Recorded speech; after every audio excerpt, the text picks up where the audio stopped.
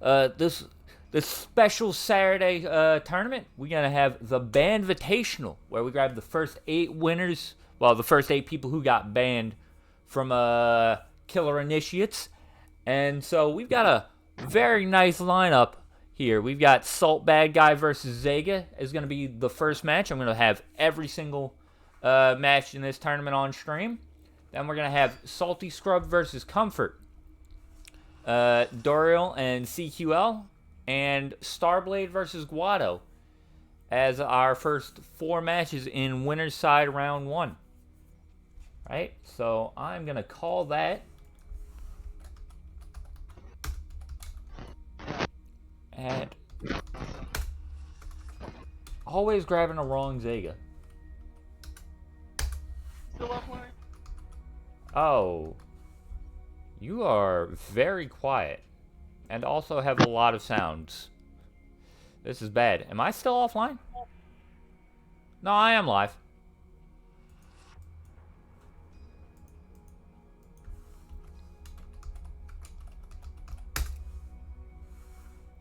Okay, and I'm gonna be real. I don't feel like enforcing all these rules. I know I said it. Don't care.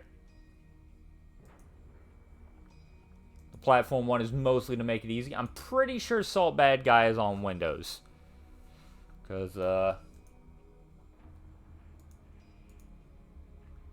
never mind. He's on Steam.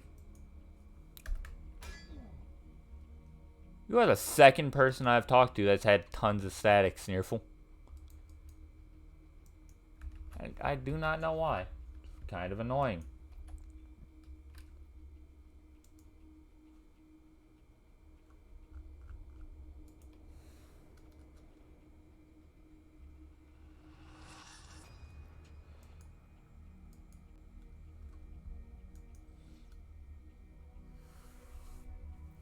What am I lying about? God damn. My voice just cracked something fierce.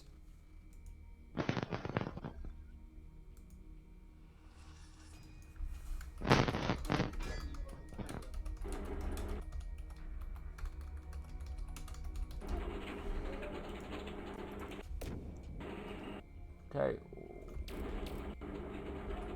Okay, sorry, Salt Bad Guy. You gotta be muted. I'm gonna DC and see if reconnecting fixes it. Fixes this static issue. Oh no, it did not fix that.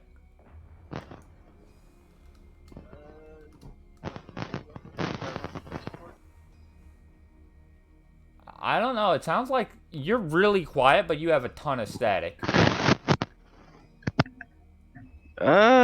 I haven't really changed anything with my Discord or it my just mic. fixed it. Just fixed itself, so I don't know what that was. Okay, I'm not touching I'm that. gonna need you to grab Zega. I sent him an invite. I'll send another. Yep.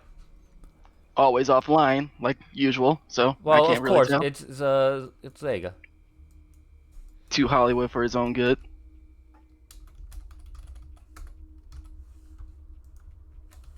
I should probably get the stream while I'm waiting for him to. Oh, give me a moment. Well, there's gonna be a prediction. You're gonna have 2 minutes, and we're gonna see about what's going on. Oh, you're starting betting already? Oh yeah, we're betting all day. Shoot. Okay. I have access to channel points, and I also have an emote now. So, feel free You to kept that? subscribe for getting swinging. Fight on. Oh yeah, I definitely kept that. Okay. I will eventually get a custom version, so that way, you know, I don't feel so bad about just totally stealing that. Well, we can talk about that later. First match of the day. Yep, it's Zega on Fulgore, Salt Bad Guy on Arbiter. I was kind of expecting both of those, right? Zega did win on his Fulgore, and I don't think Salt Bad Guy plays anyone but Arbiter, you know? Nah, it seems that way. Zega seems like he has a spinal in the back pocket if he wants to go to it, but maybe he's going to continue to kind of like be... Oh, nice shadow counter. Maybe he's just gonna continue to just like run his Fulgore for the whole tournament this time as well. Flip out, nice. Yep, disrespect that.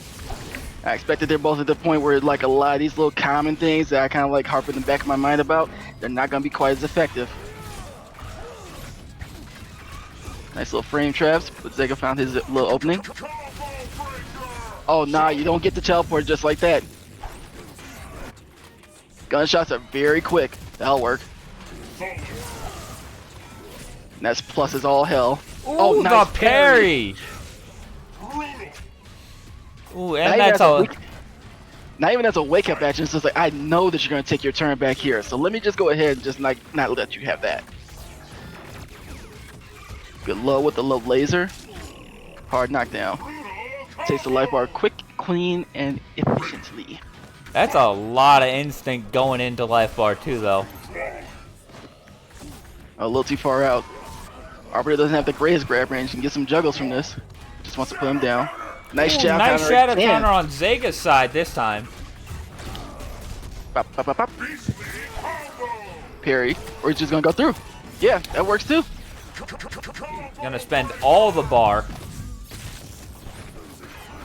Oh wait, no, he spent instinct pop. I'm dumb. Oh my god! Salt Bad Guy has been taking notes. This should kill. 2 bullets. Yep. Third one just for posterity.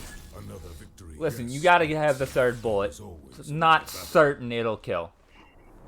I mean, I don't doubt you. You still had like what 6? You had 6 in the clip, 3 to kill, 3 more for just For shooting jump back, trying to chip him out if it didn't kill. Salt Bad Guy, you know, I was kind of reading about how some players were not warmed up and everything like that. Salt Bad Guy looks pretty warmed up. So does Zega actually too. Yeah. Well, I know So Bad Guy was giving advice on the Arbiter channel just before this started. So his mind was already wrapped up in getting into the mood of KI. Oh yeah. Tells me that the man is ready to play. Still not ready to jump into rank though. Still a qualifier. I don't get that. I mean, when you've got the KI Discord, why would you even bother with ranked? I haven't bothered with ranked in like months, you know? Because I've always had KI Discord. Self-test, things like that. But hey, to each their own. Everybody finds their own ways and means of looking to improve. And judging from where he's standing right now as one of the winners of the Banvitational and sitting here up 1-0, I can't really fault him too much. Ooh, nice meaty. And gets a little extension from that too. Popped him up at just the right time so the grenade would recapture. Yeah, gotta hold this. And this is a scary situation when Arbiter is like slightly back away from the range of your lights and he can just freely swing mediums and heavies and just counter hit you all day. Ooh. That was a very solid life bar. And All bad guys looking for that $25. Which if you guys didn't know, there is a Matcherino. Gabe will probably put a link in there somewhere or something like that. That you can donate to the tournament today. Give these guys a little bit something extra to fight for. I can't do any of the normal Matcherino things yet. Maybe that'll be for the next one. But I do have a Matcherino that you can donate to. Gonna catch that jump back. Nice. Ooh, caught him with the bullets. And Zega has been kind of getting caught by a lot of these command grabs. Is that reaching? No, not quite. Ooh, Good nice parry parry again. Manual with the self grenade. Didn't stun him because he had an overshield up. And yeah, Zega has an opportunity, but he has to play perfectly, and he didn't. 2-0 Salt Bad Guy right now.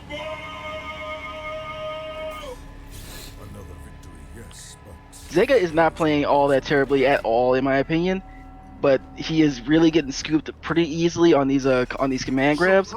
But also to Salt Bad Guy's credit, he's not doing them like insistently. He's not like going for every time that he has his turn and he's got the opportunity to press buttons.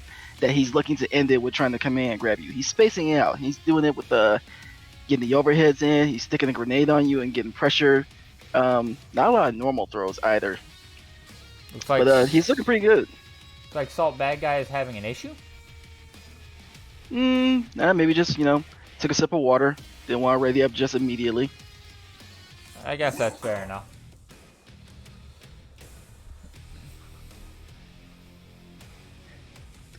I mean, at this point, I'd say he has every right to be feeling pretty good about himself right now. Fight on. Oh, I'd be feeling pretty good about myself if I'm up 2-0. And last game was Supreme, wasn't it? Mm-hmm. Yeah, Salt Bad Guy was still on green life when he won that last game. That's a very commanding win right there. Yeah, Zega is no slouch though. He's more known. I've known him more for his sports spinal. His Fulgore is not shabby. He's taken a tournament just with his Fulgore alone, a pocket character, which is something that you do not really get to see a lot with the initiates, where someone comes in and wins a tournament and wins games and then goes out and wins a tournament with their pocket character. The man can play, but is he getting outplayed right now? Maybe. Not blocking his dome, getting recapped here, and just all the way just getting pushed to the corner here. Back to that scenario where he has to fight out with he has to contest with where his lights don't reach. Oh, that's gonna be a TP. And he's just gonna teleport out. Ooh, nice delay there from Zega. I didn't even know Fulgore could delay that. Oh yes, he can charge that and get extra plus frames from that. And that might have been Zega where he was kind of like seeing where Salt Bad Guy is been stealing his turn away. And he decided to delay, looking to catch something. I'll catch you. Call him before it started up. Salt Bad Guy's been breaking a ton of stuff. Mm-hmm. Not blocking out too much either. Oh, he stuffed the DP. These cross-ups. Again, holding it to bait the shadow counter. Yeah, Very nice adaptation from Zega. Got a read there. All you need is one read, and you start to turn things to your favor. Oh, woke up with the stand heavy kick because he mistimed this crush medium kick. Nope, didn't want to deal with it. Instant cancel. Oh! Thought he wouldn't get shadow countered after the instant cancel, but he was wrong. Good check from the overhead. He's going to take his turn back, get a little bit of damage, and he has corn position. But yeah, that's the strength of Arbiters. You really cannot zone this character too well. Again with the counter breaker. That's death, I think. If he finishes, and Nade? Apparently he just wanted to show off. Maybe, but you know what? At this level, I can't say anything against something like that. All these players in this bracket right now have proven themselves. They've run the gauntlet against other players of their ilk, and they're sitting pretty high right now, being like the first eight competitors from your tournament series to have won in the series. He has earned the right to kind of do what he wants a little bit. Yep. Next we're gonna have Salty Scrub versus Comfort. I believe they're both Xbox. Comfort is on Steam apparently. Okay. Unless I'm wrong, because... Oh yeah, that's right. Bro, you can't even be blue anymore. Now you're red. Why are you still having the Steam thing? The Comfort's gamer tag is Grata's Animus. Okay, so he's on Xbox then. Give me a second to grab them.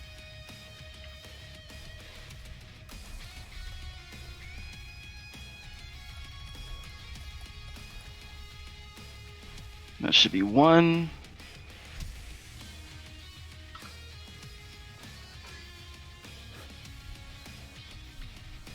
That should be two.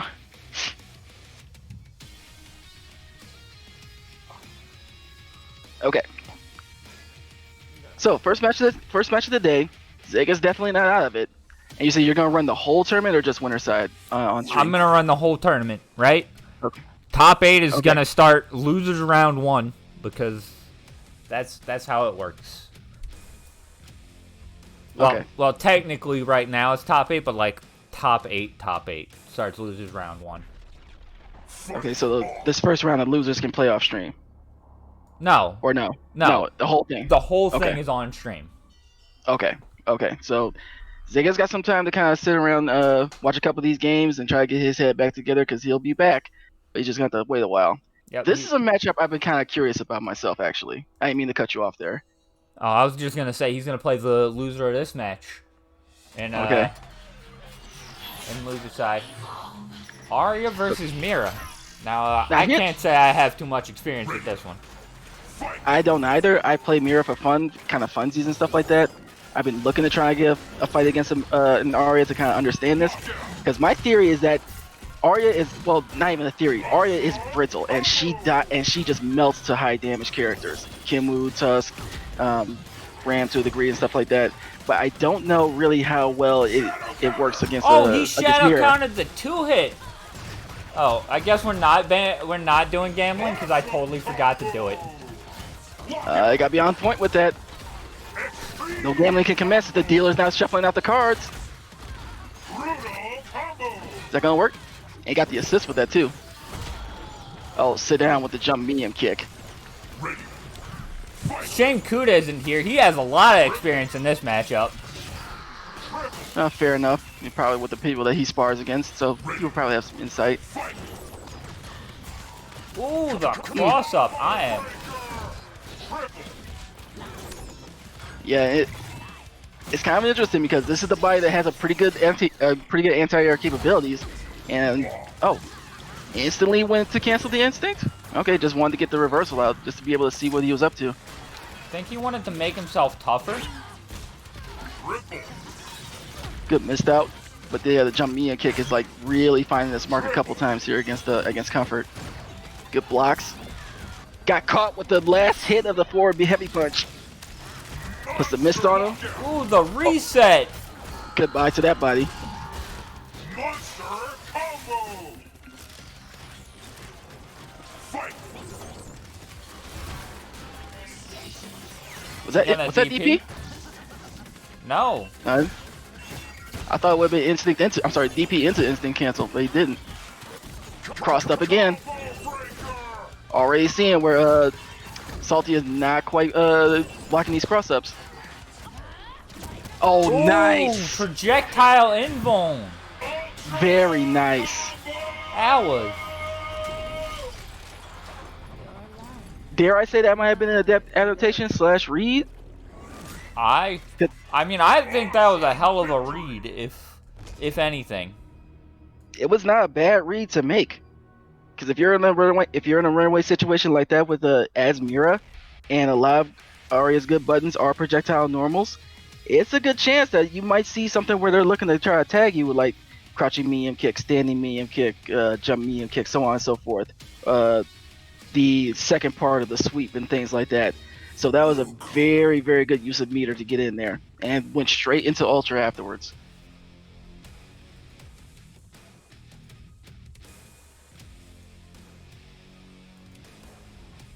Comfort, even though, well, the name says Grass Animus, but Comfort is a guy that I played a couple times, and I've walked away pretty impressed with the way he handles his Mira. But I have not played, I've only really seen Salty Scrubs play. And I know Salty Scrub more for this, where he loses a game and wants to go ahead and switch out. He's going to bring out Glacius now. So, in my head, the idea behind Glacius is kind of fostered behind, so long as hail is up, cross-ups are not going to be quite as much a thing. But he has to sacrifice a button to do that. Oh, but he's going to sacrifice some life instead. Good 60%, 56 plus. Ooh. Yeah, you can't press there. And he locked out again. He almost had that read. He almost died in 2 hits. Yep.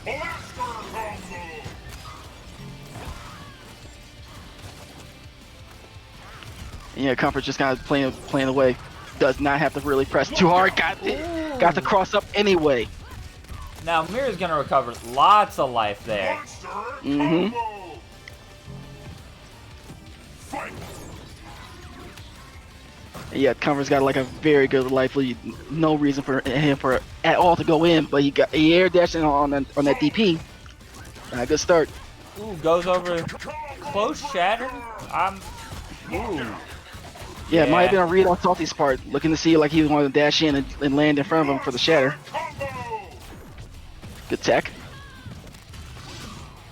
Wasn't teching on that one, and yeah, This game is still fairly close, surprisingly close even, despite how much of a life lead Comfort had going into this life. Insane. true. Lockout. Good. Oh, but it might Yeah. disappear right now. That's It's gonna be close. It's gonna be close. Combo. Side switch, push him to the corner. This is not a good look for Mira. Solid combo. Mira has very limited defensive capabilities. Combo breaker. Oh, he went for projectile shadow. involved. Ultra. Yeah, he went for Shadow Hill. I'm not sure what he was looking for there. Your life. I don't know, but that's the second time in a row Comfort's beaten some sort of projectile with Shadow Trefine to win the game. Mm-hmm. This time I don't think it would have mattered because I don't think Shadow Hail would have come out on time. Maybe it would have though. Not too certain on the timing of Shadow Hail. Don't have much experience in this matchup. Don't get to fight very many Glacius. Glacii. Yeah, it's more like I fight Hisakos. Actually, I don't even really fight Hisakos. Just don't have a chance to play the game. Super busy. My man is just up here running tournaments, getting Matcherino started. Which, by the way, again, donate. Getting Matcherino started for his players and everything. The man's doing good work out here. More like I'm making drinks at Sonic because that is my day job. I mean, that's your day job and everything, but you know, on your off time, out here doing things for the community, and we much appreciate it. Very real talk. Fight on. Back to the Arya. I guess that's fair. The Arya match was way closer than the Glacius match. I do got a question though. Who's Slatty Scrub? I wasn't paying enough attention.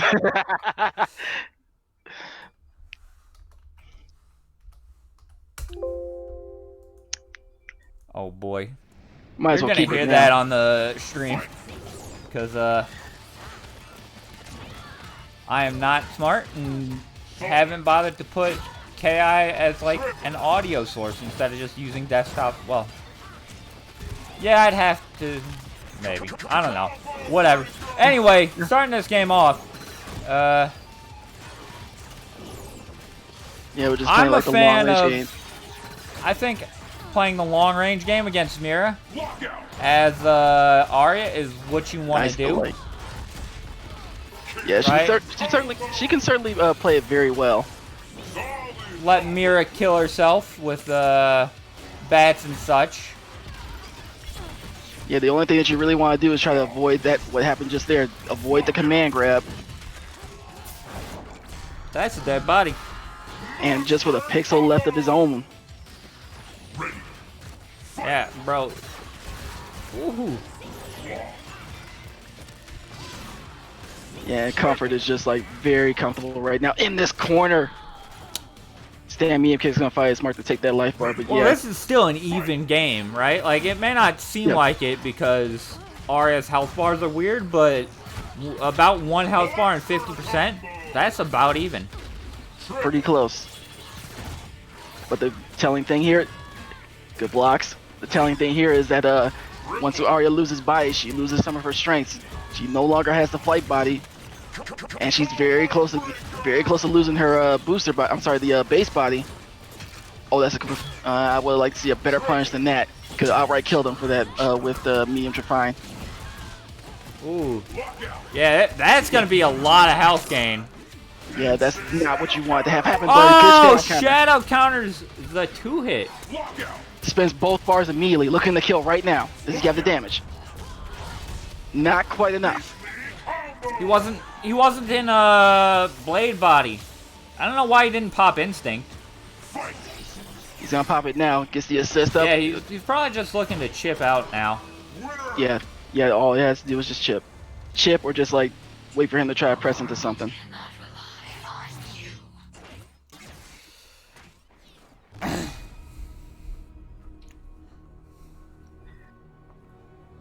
Now, contrary to Salty Scrub, though, I don't think Comfort is gonna make a switch here at character select. He may take a moment to kind of reassess if he wants to, but I've only known them to play Mira. I have not seen anything against him. Or played anything against him. But yeah, I don't think I've seen him play anything but Mira. Then again, this was, almost a month ago with these two. Because this is 4 or 5 right here. Oh, the winners of the 4th and 5th tournaments? Yeah. So, gotcha.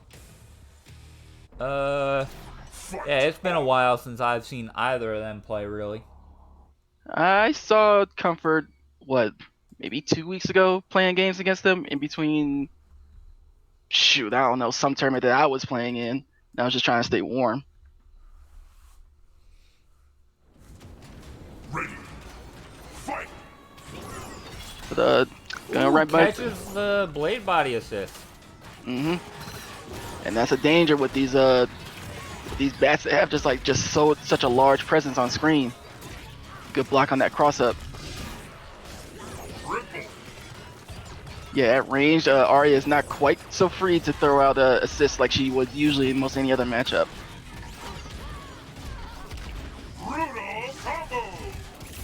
He tried to go for the empty jump throw. He might have been looking to tech and the early lockout right there.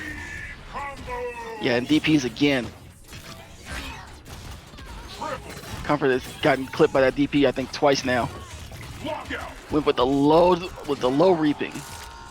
Get a little bit of that health back. Takes away booster body. Yep.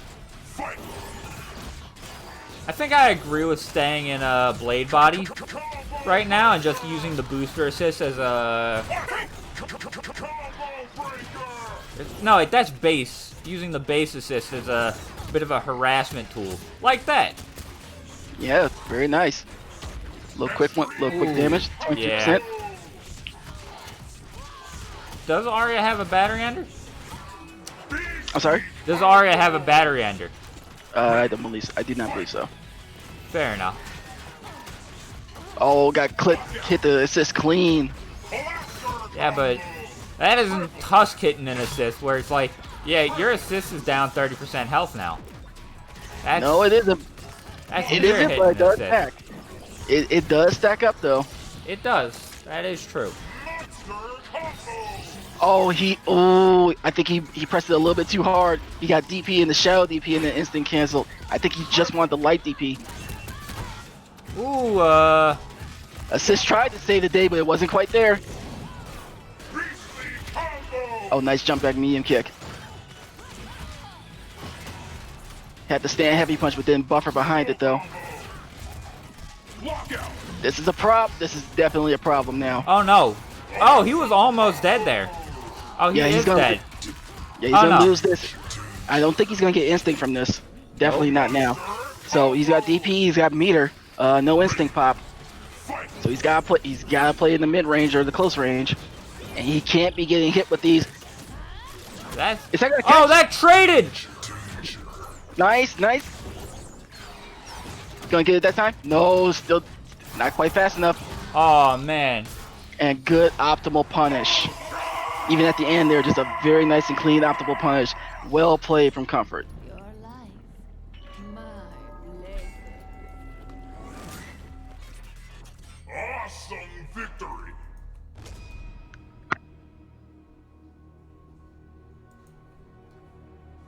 Comfort's gonna find himself gonna find the win in the series 3-1. He's gonna move on. Oh yes, that's right. Base body has the battery ender. My mistake. Ah. It gets to be kind of a struggle at times because you gotta take into account which body she has, which body she doesn't. Like even there earlier in the set, did not have access to the blade body in a peace situation and didn't have access to a real damage ender. Yeah. That I was surprised because I'm pretty sure that he could have killed there if he had just popped instinct, but it's also I'm pretty sure he won that game in the end anyway, so it doesn't really matter. That's fair. Yep. Working on these other two. Next, we're gonna have Duriel versus CQL, and so this is gonna be Hisako versus Maya. Is CQL on Steam? No, CQL is on Xbox. I believe Xbox. I'm looking. Yeah, Xbox. Give me a moment.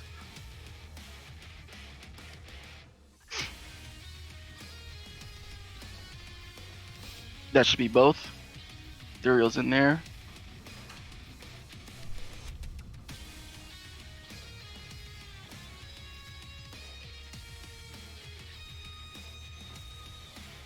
And just awaiting CQL.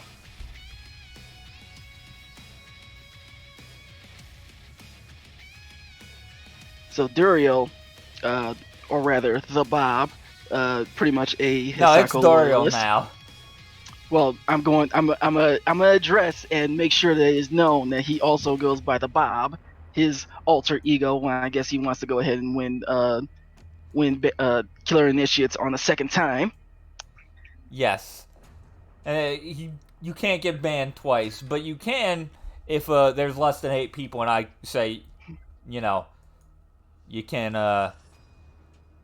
whoever can join because no one gets banned this week. You can join again. Well, I guess he's just looking for a way to possibly get banned twice, trying to test the waters and find the means to have it happen. Yes, Duriel is currently the only 2-time winner of Killer Initiates. Anyway, That could possibly change. That might change in the future, yes. Anyway, Maya versus Hisako. I know nothing about this match. I know Hisako players don't enjoy it. They don't like dealing with projectiles in general. They don't like, especially when them blocking Lisa, the blockable homing dagger coming in at their face when they have no movement. Yeah. Looks like CQL's got himself a fan, though. Somebody really rooting for CQL in here.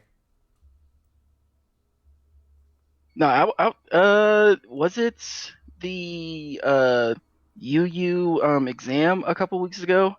CQL and I matched up, and CQL took it over me 3-2. Yep. So I'm aware of him. The man can play. I'm gonna be keeping an eye on him. He's getting influence for his troubles right now, though. Influence, like, just as a move isn't really that scary. It's when Hisako has full wrath that it becomes super scary. Now, on its own, it wouldn't be a terrible command grab, but just match up with the other tools that Hisako has, it becomes that much more of a pain in the butt. Yeah. Ooh, Yep, gets even hit there. by the homing projectile. Good on you to have the crouching heavy punch to get the anti-air, but the homing dagger was like, I got you, girl. I got you, girl. Oh, man. And Duriel, true to his form of loving to counter break at times, found a good opportunity. Oh, but he mistimed that. Definitely getting punished for that. And did not guess right on the dagger toss. Oh, and he loses the bar for it. That is bad. Oh, that's And unfortunate. that lockout is worse. Look at all this extra credit ECQL is getting in. Oh, yeah, because that didn't kill and he mistimed his meaty. That's what, 40%? I think that combo is 37% right there. Something like that. Oh, that's not Oh, gonna work. in stun. And just DP'd in her face. But he's kind of separated from his, oh, never mind. I was going to say he was separated from his daggers, but he found a way to get More him. like He's Duriel gonna take a look. separated from this life. Yeah. You're not Pretty much so.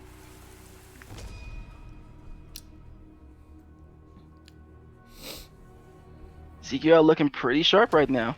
Duriel not looking too bad himself either. but he did have a couple of key mistakes there. The one I'm gonna bring up that wasn't a mistake on his part. It was just an unfortunate consequence. Just the instinct pop dash under crouching heavy punch to catch Maya jumping, but she'd already loosed the unblockable, so there was nothing he can do there. But the other time where he buttoned into Shadow Command Grab and the block stun was too high and he just whiffed it. Yeah, those are the type of things at this level of a tournament right now. All of you guys are pretty much on the up and up. You have to be aware that these are the type of things they can cost you life bars. I don't think I'm gonna disagree. I think the crouch heavy punch to hit Maya, right? CQL didn't get a combo off that, right? So the crouching heavy punch to hit the Maya while the unblockable was in the air, very good. No, I agree with that. Yeah, it's just that Duriel didn't get the continuation that he may have wanted from that because the unblockable was out there. Well, yeah, but there's nothing you can do about that after the unblockable goes out, you know? That's fair. Ooh! Was that meaty enough to catch influence? Maybe Duriel woke up with not light influence. I thought all influence was 3 frames. No, they're not. And as CQL is going to take this life bar, they do have varying amounts of startup. So also, CQL giving Duriel a taste of his own medicine. I am surprised that there was no parry there. Duriel has a very good position where he's got himself between her and her daggers, and she does not have instinct, so she's got to hold a little bit of this for a while. Oh, found the double kick hit though. Might be able to scoot over to the daggers. Yep, got one. And they were both loaded and ready with the unblockable, but Duriel breaks immediately. Did not confirm that hit though. That's still plus though. Oh wait, no, he didn't have shadow. I was gonna say you can shadow counter that, but you can't shadow counter with no shadow. True. It's a critical component. It's gonna get over. Yep. Backwards stumble kick, trying to get the daggers back. Might get one. Oh, never mind. Okay, now he's got instinct, so as soon as he wakes up, he's gonna pop it. Although he might be dead when he wakes up. Oh, he's definitely dead when he wakes up. Yeah, that's definitely gonna take the life bar, but doesn't really matter. Ooh. Yeah, that's a big damage. Now he'll look for a reset. One chance to ender. No, tries to counter break. Why? I mean, he had the read. It was gonna be a correct call if he had the timing right, but that's an instance I would have just taken. I would have taken the one chance whether I got broken or not, and just went for it. Yeah, that was. I agree with Starblade there. That was way too greedy. You can't just be like trying to counter break there. You gotta, you know, bird in the hand is worth 2 in the bush and all that. You gotta take what life you can get, especially when you're down by that much, you know? But to Duriel's credit, he did have the correct read. He just did not have the correct timing. CQL wanted no part of it, and he was willing to break it. If it had been a slightly more delayed a slightly more delayed attempt by Duriel, we wouldn't be sitting here talking about this right now. We'd be talking about how. I mean, you aren't wrong, but that's the kind of high risk, high reward stuff that can definitely lose you games, especially when you're down by that much, you know? Mm-hmm. And for it, Duriel is sitting at 2-0, looking to try to reverse 3-0 this right now instead of maybe being at 1-1. Ready. Fight. Look at this, Duriel wants to get in. He does not want to have Maya have space to get her dagger nonsense started.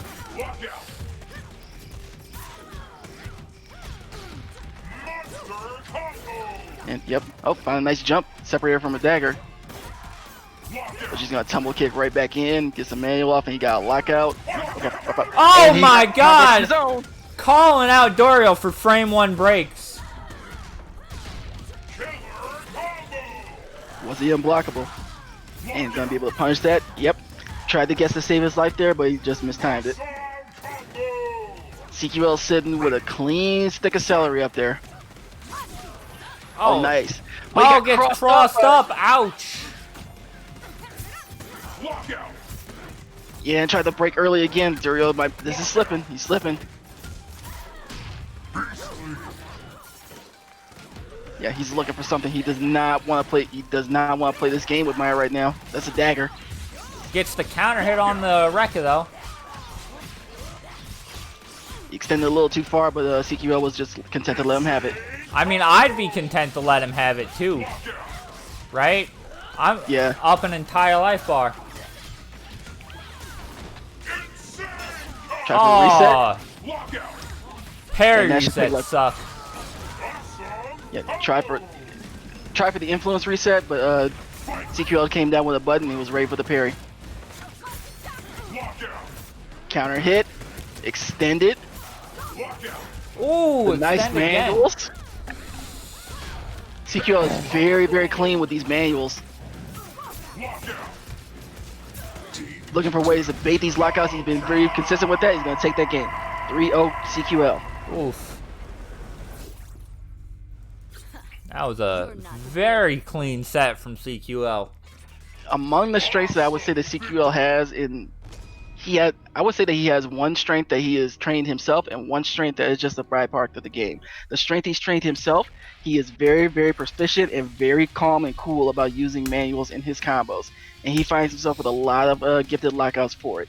But he also plays a character that people do not really see very often, and they just seemingly do not know how to deal with a lot of times, I should say. Yep. Now we've got Guado versus Starblade. Now Guado's TJ player, right? And yes, I'll be honest. I know we had him on last week. I do not remember what Starblade plays. Been a while. Starblade wasn't was it Arbiter? No. No, that's all bad guy. Surprise me, Starblade. Well, he's gonna surprise me regardless, because I do not know what he plays. Actually, I'm pretty sure Guado was Steam. What's Starblade on? So Starblade says he's on Steam. Okay, I can take a break for a moment. Sweet. Oh yeah, that's right. Starblade does play Gargos. I've gotten to the point now where I've casted so many games with Killer Initiates and played games or watched them play that it's starting to just mesh together on me. Yeah, you kind of would need to be a more notable. Oh Jesus fuck! Yo, what happened? Don't It was very loud. What? Starblade, whatever your music is very loud. Thank you for not being in queue, Guado. You muted? Yeah, it looks like you muted it on the stream there. Yep.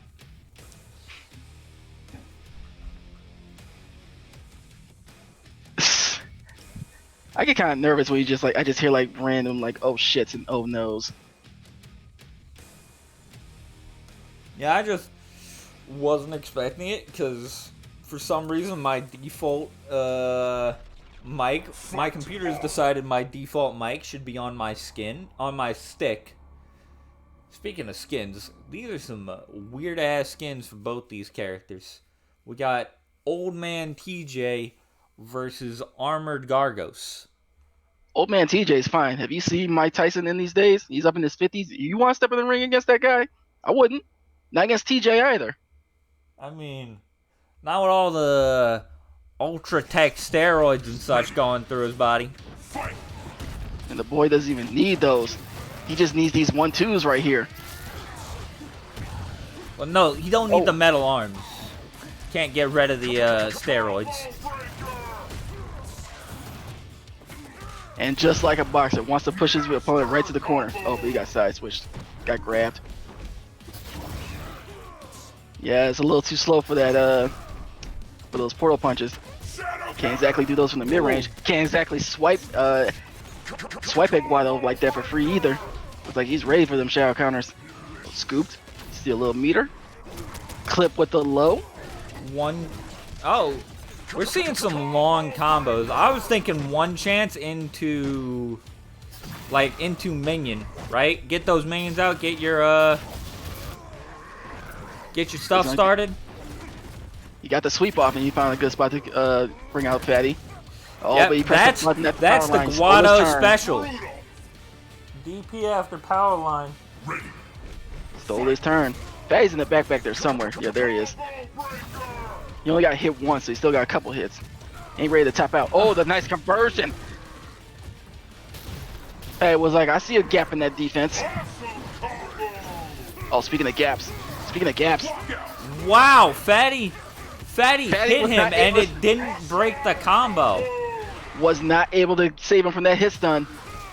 Oh, he tried to scoop him, but he was like, no, no, sir. And he is just all in his face. Got him just holding down back for his life. Got him opening up with the overhead. Locked out. And spins both bars. Clean.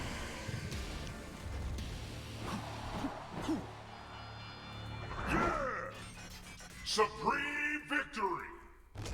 Guado got the ball rolling, and as soon as he got himself set up in the corner, he was like, nah, I'm not letting you out. I am not letting you out. I refuse.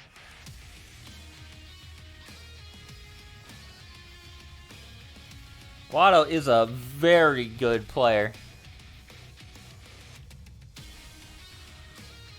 He is definitely a very aggressive TJ. And to be honest, that's the way that TJ, I believe that TJ needs to be played that way. You can't really play him timidly or just like try to, be cautious with him. You gotta have a bulldog mentality a little bit, I believe, to play TJ effectively. And Guado definitely seems like he has that instinct going for him. Pardon the pun.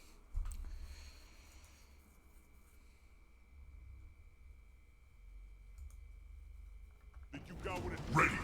Running the game too. Look at this. Just wants to get right in. Does not want to deal with Gargos at range. I mean, that's fair. Gargo's at range, while not scary, is definitely like a nuisance, especially for a character that isn't Thunder. Really. Oh, nice. Caught the whiff of the power line. Throws him out. Gets the minion out. Third combo. And so far, these last two games has been consistent on calling out Fatty. Looks like he wants that extra hit, the little bit of extra longevity on his minion boy.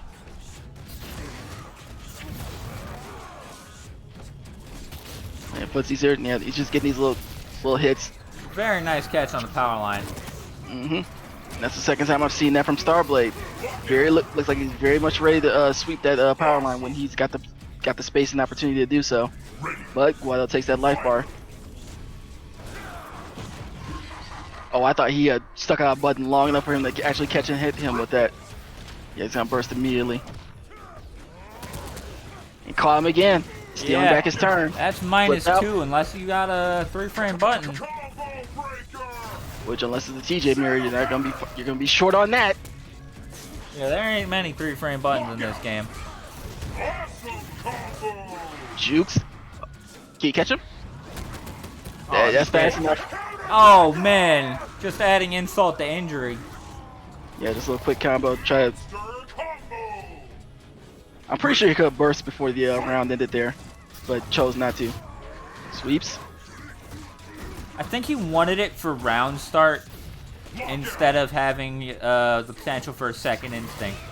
Or a third, I guess. I'm not sure if this is his second.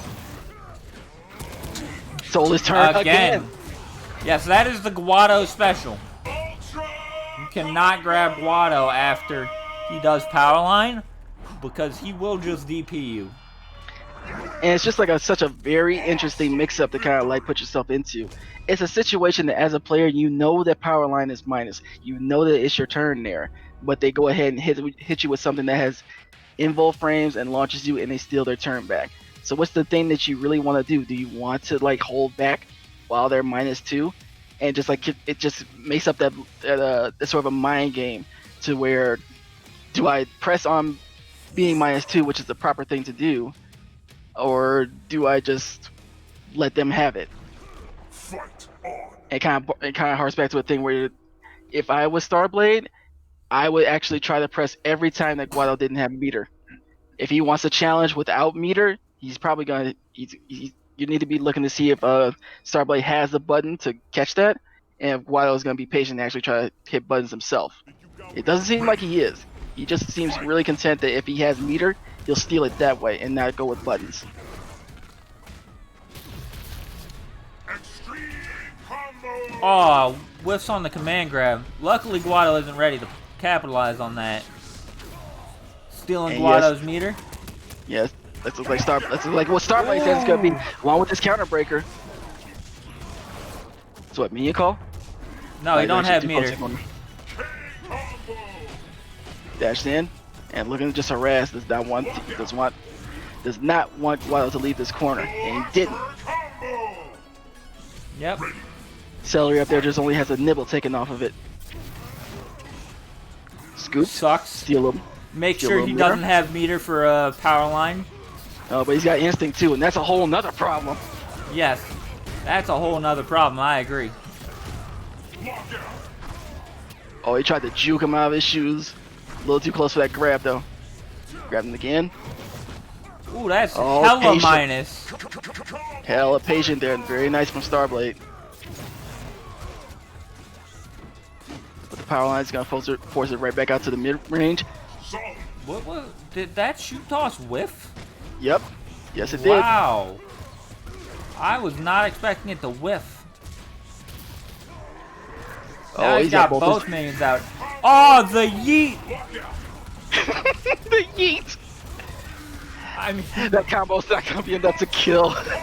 well, yes, it's Gargos. Oh, and You know, and Fatty I have- comes in from space trying to save him. I have not heard that before, but I'm stealing that. This is now the minion toss is now the yeet. All right, last breath. Oh One more chance. Nope. no! Oh, he stole his- Why would he steal the meter? I disagree in that particular instance. He's gonna get the burst. He's still sitting pretty. Just yeah, Oh, Patient. stand Nice. blocking. yeah.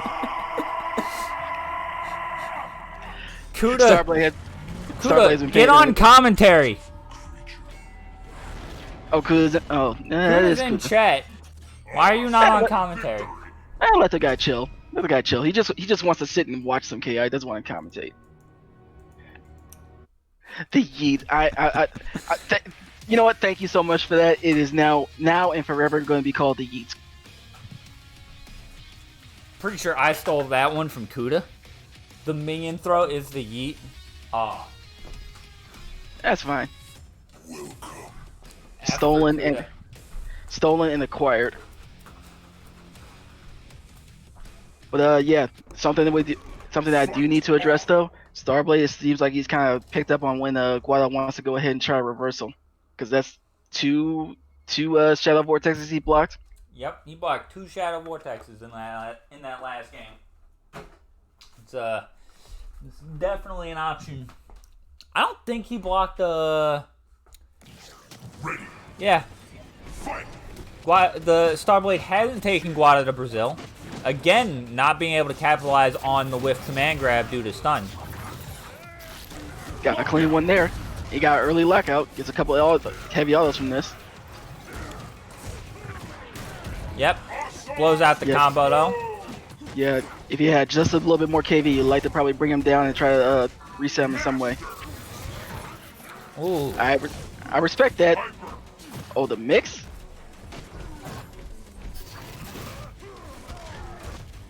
Oh, caught that backdash. Where you going, sir? Heading to the corner, actually. Wall splat. A little steal a little bit of the juice. Oh, he pressed the button. Yeah. He stole his turn, but did it in a little bit of a different way. This is death. Yeah. Beastly combo. Ready. Didn't want to take the meter ender though. Interesting. Maybe just felt like it was gonna kill. He's gonna Starblade's gonna pop Instinct Raw, gets both of his boys out while he's in Instinct. This is not good times for TJ. Ooh, definitely not good times. Stuffed out of the Monster combo. yeah, Gets caught with the armor. yeah, it's gotta be heavies. Even power lines are special, so it's not gonna do much as far as actually hitting him. It'll take some damage, but it's not gonna do anything. That's not skinny dead. No, they're both still around. And doing the Shadow Lord's work right now. Oh, he reached and he got him. Yeet. Fatty from space saving Starblade. Overhead's clean. This gotta break this here. I'll break this somewhere. That's dead. Nah, he guessed wrong on the medium. Ouch.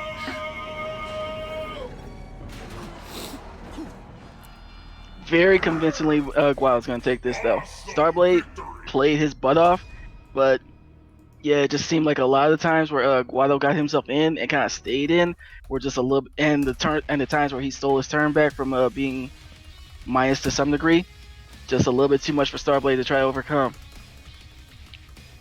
Yep.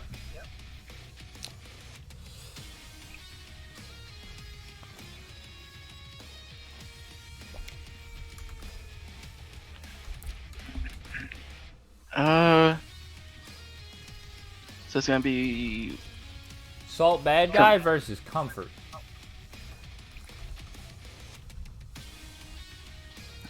give me a moment.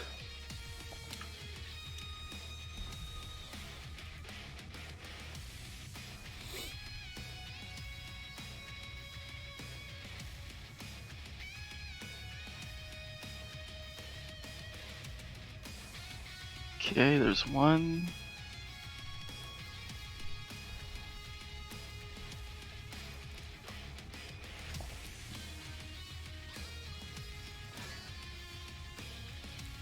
This should be two.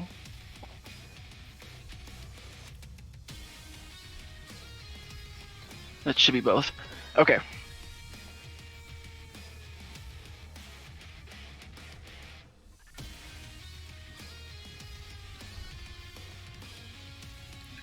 All right. So, looking for Salt Bad Guy. Looks like. Yep.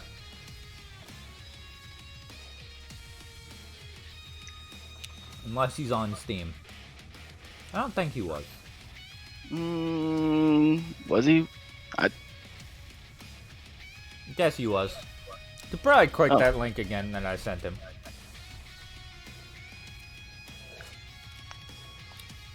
Hopefully.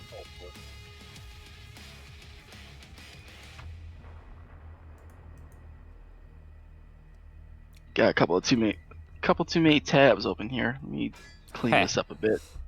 I've got like 700 tabs open.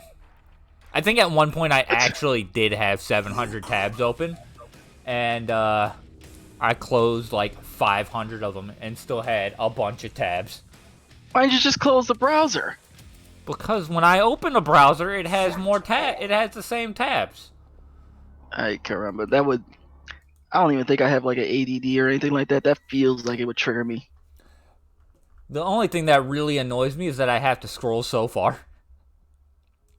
But they're definitely like, well, I also have tree-style tabs, so it's like vertical scrolling, so I can fit like 45 tabs on a single screen, you know, without scrolling.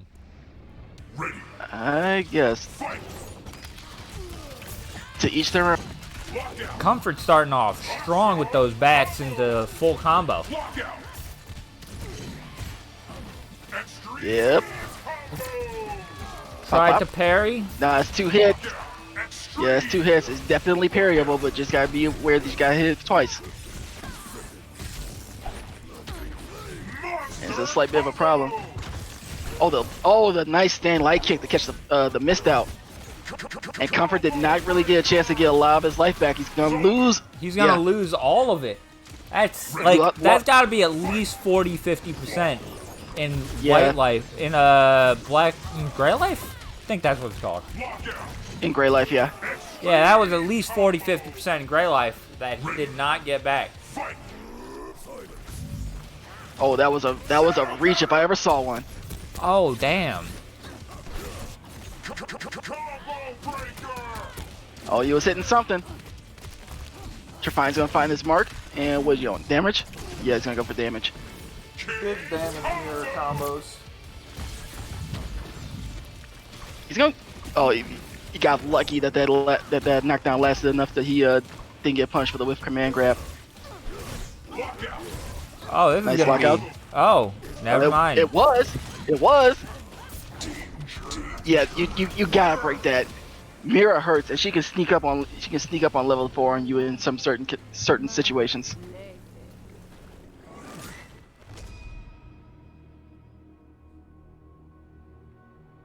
May or may not have had the names backwards that game. Oh, I didn't even glance at it. Well, it's fixed now, so that's all good.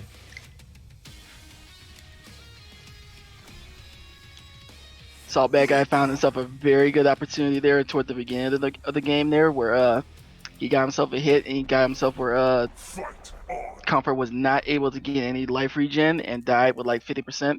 That's the risk that you take as a Mira player. A lot of her stronger tools, a lot of her really good tools, all cost blood health. So for as oppressive as she can be at times, you can kind of sit back and take a couple hits and be like, she's actually losing life and is in a bad situation. The things that you have to watch for are those bite linkers and the embrace command grabs. Ready. Fight. Ooh, starting off with a big combo into set play. Yep. Hyper. Didn't get the launch though. Wanted that grenade stuck and wanted to launch him so he could bring him down into something else, but he was still too close. This is still fine though. This can This is gonna be very close. fine. Beastly combo. Yeah, he's gonna start out the round with all 3 grenades, maybe like half a clip or so left. And yeah, once Arbiter gets started, especially while he's toward the corner, Mira does not have fun dealing with that. He's gonna find fun dealing with these cross-ups though. So Bad Guy's not watching the back of his That's neck. not a projectile. No, that was a pretty clean stand heavy punch meaty. That's dead. Pop, pop, pop. Oh, it's Not not quite. quite dead. That's dead. Oh, but jump at medium kick, yeah. Another victory, yes, but there is always another battle. What was that, like 20 seconds? Something like that? Because that game just flew by fast. That's Oh, what can happen to definitely. you if you're not careful with your Mira. Yep. I mean, it doesn't help when you eat like 2 full Arbiter combos. And you eat like 3 full Arbiter combos as soon as the game starts, because that first life bar, there was no gray life. It was just Mira dying. Yeah, you're right, actually. Like, yeah, Mira can kill herself, but not in that situation. Gosh dang it, I gotta switch them again. So Comfort's gonna stick with Mira like usual. So we'll have to see. Ready. Fight. Gets away the long screen, just wants to go out and throw out those light bats, try to get something started. He bounces up a hit. Side switch. Put out the medium bats, get the setups going. Yeah, looks like Comfort wants to be oppressive. I'm seeing a lot of set play. I'm seeing a lot more even with the Shadow Bat. Just does not want Salt Bad Guy to move. And good. Went with the Embrace Center to get his health back. Ooh. And yeah, that kind of setup doesn't work when Arbiter has Instinct or he has the meter available and the space to pop up his Alpha Shield. I'm kind of Good blocks. surprised. Didn't Nice. yeah. There was something subtle there. I expect that Comfort decided to not quick rise and try to waste out the time of the grenade. Assault Bad Guy was ready, had another meaty set up just in case you didn't quick rise.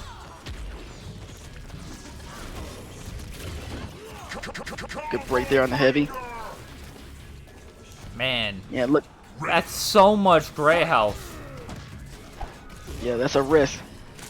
And he went for the jump in right into the command grab, like he almost hurt you. Oh, good shadow counter. Lockout. This is big Where's he going damage. from here? Set up. No, I just wanted to get a little extra Bullet. damage stack on. Oh, he's definitely moving in. Oh, that's projectile mode? Mist is definitely projectile volley. Completely disappears once she pops it for a while. Self And yeah, nade that's- catches it. Yeah, that, Another victory, yes, but I don't blame him at all for that setup with the nade available. If you're stuck in Shadow Bats and they're looking for something like, especially with Comfort, that he's really looked to go for like a lot of cross ups or fake cross ups while he has Shadow Bats out. Yeah, popping self nade in that particular instance, really good call. Very good call. Does self nade catch cross ups? If it's low enough, yeah, it actually extends up pretty decently. Yeah. That's good. I can't tell you exactly how high it hits, but it does hit pretty high up.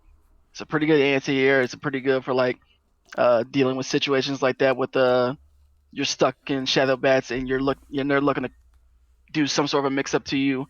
It's good for characters like with Sadira, Shinesako, so on and so forth.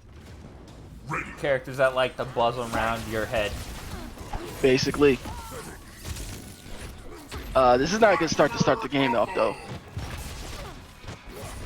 Stuck with these plus frames and stuck with the corner. He's gonna try to fight his way out with his own plus frames. Nice little manuals. Dropped it though. Good shadow counter. That's gonna go through. Man, Salt Bad Guys neutral shadow counters, or like near neutral shadow counters, have been insane this today. Like, how many times did he catch Zega with like one hit into immediate shadow counter? And how many times does he caught Comfort with the same? Yeah, he's looking really nice. Nice. Pop that instinct, so he was trying to do some more shenanigans over the top of his head. And Comfort's been a little bit oh, didn't quite get his shadow counter. He's been a little bit more pressing of his mist lately. Oh, I think he was looking for light best in that situation. He did look like he did heavy, and those track after a little bit of a delay. Plus, into more plus frames.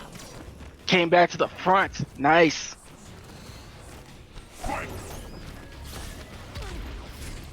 Yeah, and that jump me and punch is just a great air-to-air button for Arbiter. Ooh, misses the shadow counter there. Yeah, delay just one more hit. He'd been pretty golden.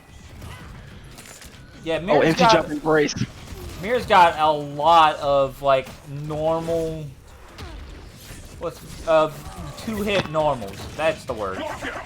Ooh, this is gonna be. Oh, he drops it. No.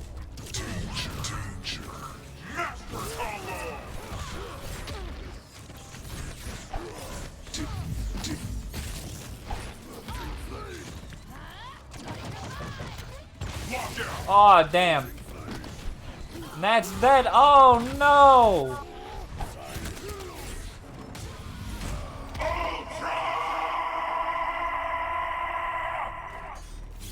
another victory, How yes. is Shadow Trefine plus? Time to go to frame data sheet. Awesome victory! Even if he hadn't... Oh, Shadow Trefine is -3. Okay. So I guess I was thinking, you know, kind of gimmicky, but like Shadow Trefine into Embrace, because he was clearly able to press buttons after Shadow Trefine. During that game, right? And so Shadow Trefine into Embrace to get all of that gray life back, and then you're left at a big advantage, considering, or maybe not an advantage, but you're left with, you know, Oki and such after Embrace. You there, Sneerful? Yeah. But that's also like something that we're gonna notice as sort of observers who don't have to actually do things. And and that somebody who's actually playing might not notice in the heat of the moment, you know?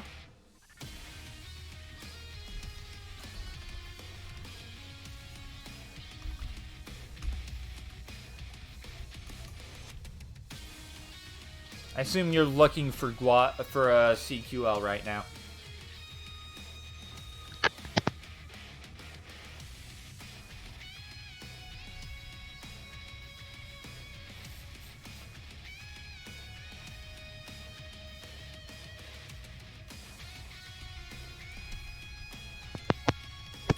Yeah, it's not picking. All right.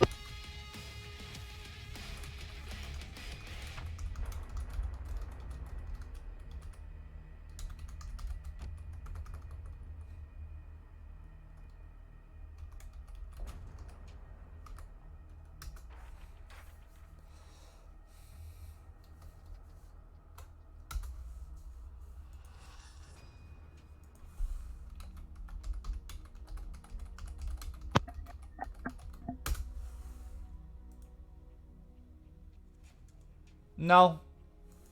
Oh. No, loser side is not playing off stream.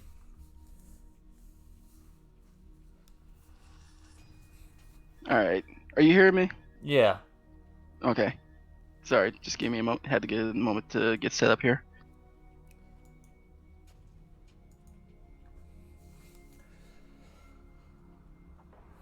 I sent an invite to CQL, but I guess he's not in just yet. Nope, he asked for the settings. So either he Oh. didn't get it or it's not working. Both of which are a possibility, you know? I'd rather that he didn't get the invite than something not working. Not working kind of like means system stuff. Yes, Kuda says counterbreaker, like the counterbreaker optimals, are the only thing you should have down by rote memory. Yes. Because every time you get a counterbreaker, it goes into the same linker. It lasts for the same amount of time. It puts you on the ground. I'm pretty sure it puts you on the ground. And Yeah. And it resets KV. You don't have to worry about anything, right? The only reason you'd have like different numbers is because the scaling on the combo itself changed. That's like the only variable, and that does not affect what you should do for your counterbreaker combos. Yeah, it's a very important skill to go ahead and to not even so much a skill, a thing like you need to just commit to memory. But to be fair, there have been those times where we've all played in games, whether it be in tournament, casual sets, or just playing ranked or fooling around, where the nerves or something just kind of gets to you, and you don't quite have the optimals down. You don't quite have it all set up and nailed in. These are the experiences that help to nail those, though. Huh. Can't find the lobby CQL. Weird. Did you get the invite? I will send another.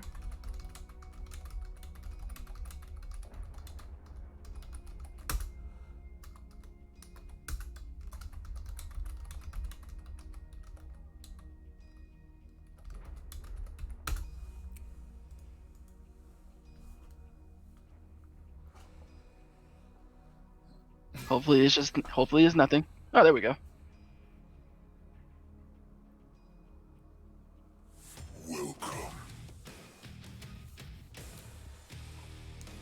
All right, sweet. We got games. Sweet. So, and actually, where is this in the bracket? I'm curious. We are winners round 2, second game. Second set. So, like, Salt Bad Guy versus Comfort was the first set, and there's 2 sets in winners round 2.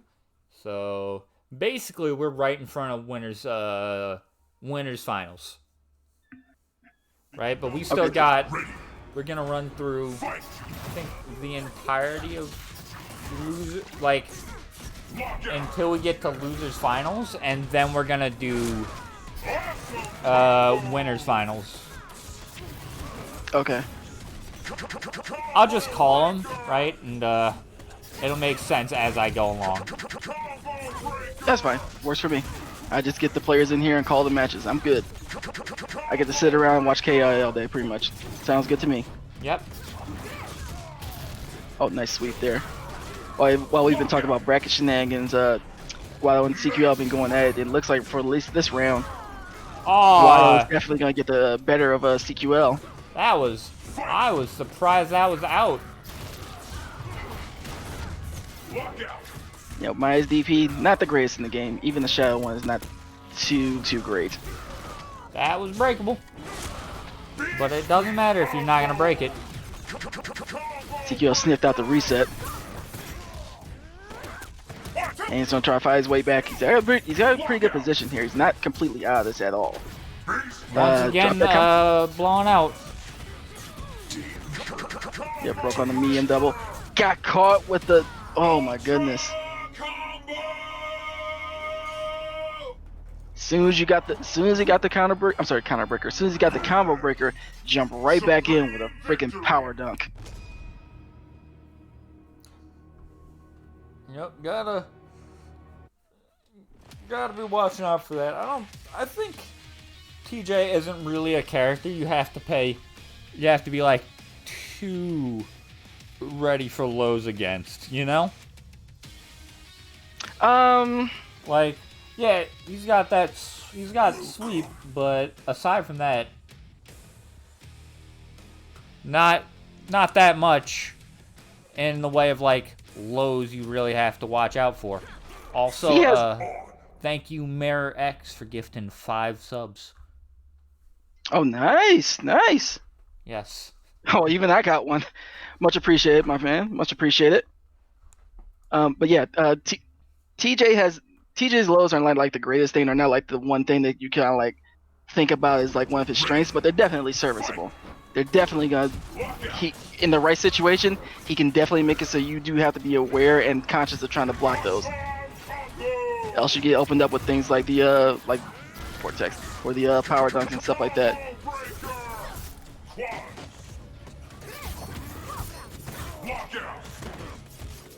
I refuse to call it a tremor in this power dunk to me. Fair enough. Ooh, the Target combo whipped. I thought that was a normal throw. That's what it looked like to me, and it whiffed because jumping on the flip kicks. Nah, that was TJ's target combo that he tried to do, and it whiffed because Maya went into the first part of her overhead, but didn't commit to the overhead itself.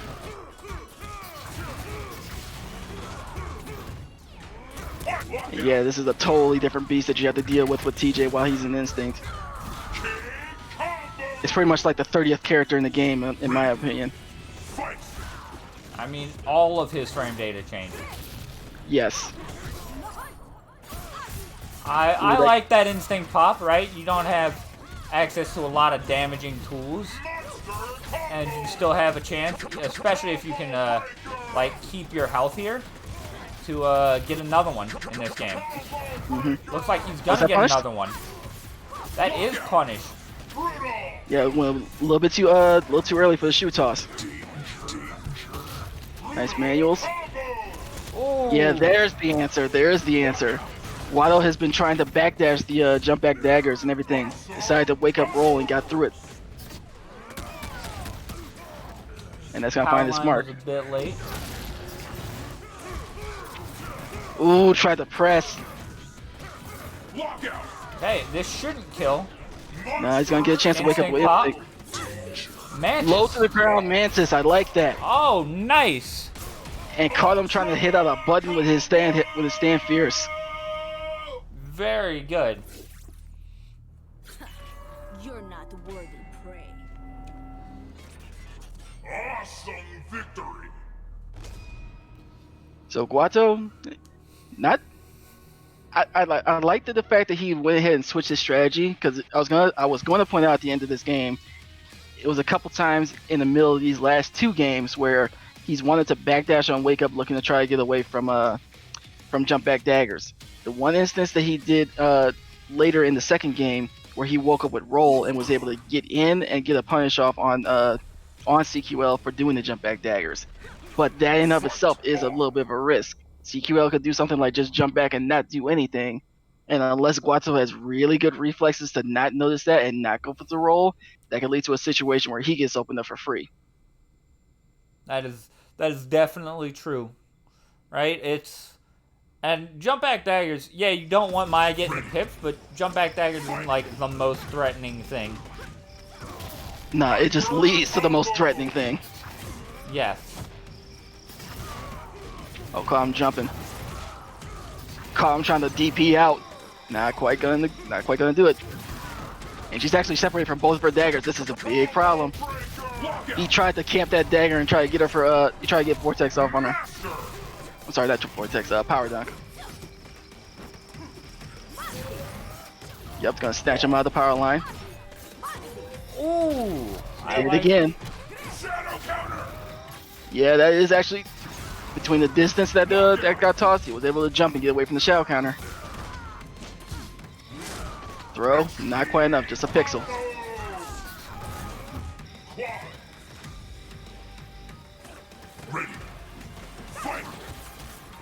Yeah, decides to spend it immediately. Pops instinct. Oh, if you're gonna spend all these resources here, you definitely want to try to kill. Not quite enough though. Roll. A little bit too far out. Ooh. Didn't confirm those crouch light kicks, but still got the kill. Yeah, he tried to extend out this combo as much as he could to try to waste out TJ's. Round back down. I mean, that's a very common break point. I don't fault him at all for trying to go for the break there. Shadow Vortex. Bring him down with the tremor. Big damage. Pops instinct. Guado didn't commit to anything, was just sitting there blocking, so he decided to Mantis and he got broken. Caught the toes. TQL's hunting. Oh, but he extended a little bit too far. Yeah. Clean. Yep.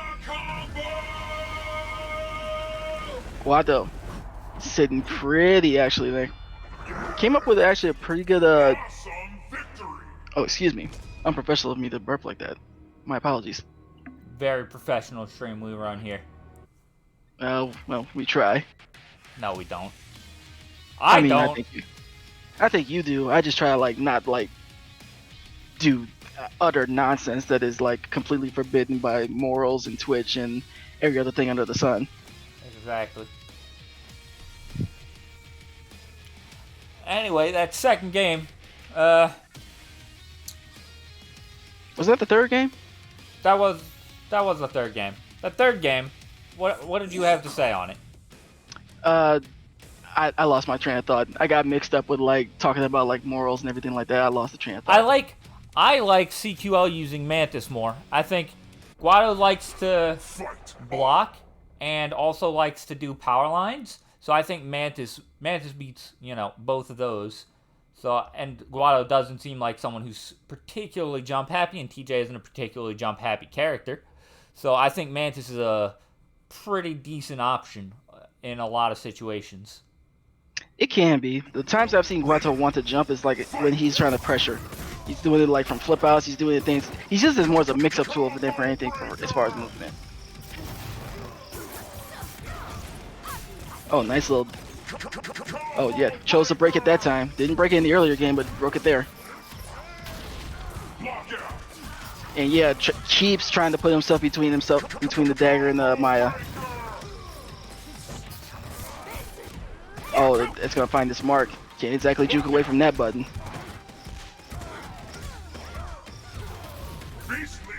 Got the dagger back and rolled on wake up.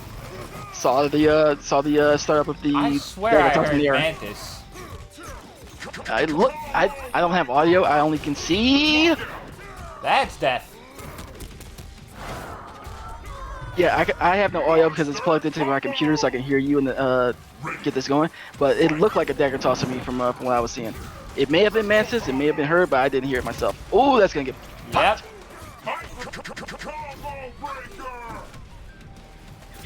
TQL wasn't ready. Ooh, this is gonna give him both daggers back and this life bar. CQL down a little bit of life on this red bar, but definitely not out of it. Ooh, the crouch heavy punch catches him, trying to shadow counter. And got him again, trying to break out that combo. Could extend it a little bit more right there. Ooh, this is gonna be Speaking of lockouts, big damage. nice vortex. Yeah, and that's like what 3 times or something like that now. He's come down with lights after the vortex. CQL's caught him a couple times on that. You got the oh, not quite actually. I almost forgot about last breath. Good blocks. Got caught with a low and he death. locked out. That's gotta be right. Yeah. Yep. Ooh, that sucks. Last breath into eating like 45-50% off one combo. Yeah. That always sucks. I will tell you guys right now, the thing that I try to do when I'm fighting the TJ that is being oppressive while they got instinct, I will take shoot toss all day. I will try to block the overhead as much as I can. I'm just waiting for my meter, and I want to shadow counter him because TJ will always hit buttons while he has that instinct pop, and I am willing to take. I will risk a shoot toss. I will try to block the overhead because that leads to just too much damage, just to be able to shadow counter and get you off of me. Yeah. Yeah, I did think, like, if I was Maya in this situation, right? And I think he might have needed to do it to kill before the last breath. But I was thinking, I'll take, giving him, well, maybe giving him a second chance wouldn't be the best idea, but I'd take I'd try to save meter instead of going for like shadow flip kicks, trying to kill Guado there when it's not even gonna kill, Mm-hmm. Next matchup's gonna be Zega versus Salty Scrub, by the way. Working on both of them. Give me a moment. And yeah, you definitely want, especially as a character like Maya, because Maya doesn't have non-meter reversal. A non-meter. Okay, no, she does.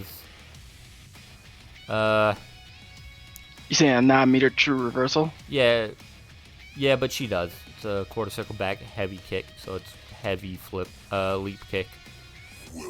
I mean, it's there. It can be stuffed like it can be stuffed. It's serviceable. It's not like dealing with a Zega with a light, medium, and heavy DP. They're all at least 3 frames invincible. I'm like, no. Oh no, it's just throw invincible. That's right.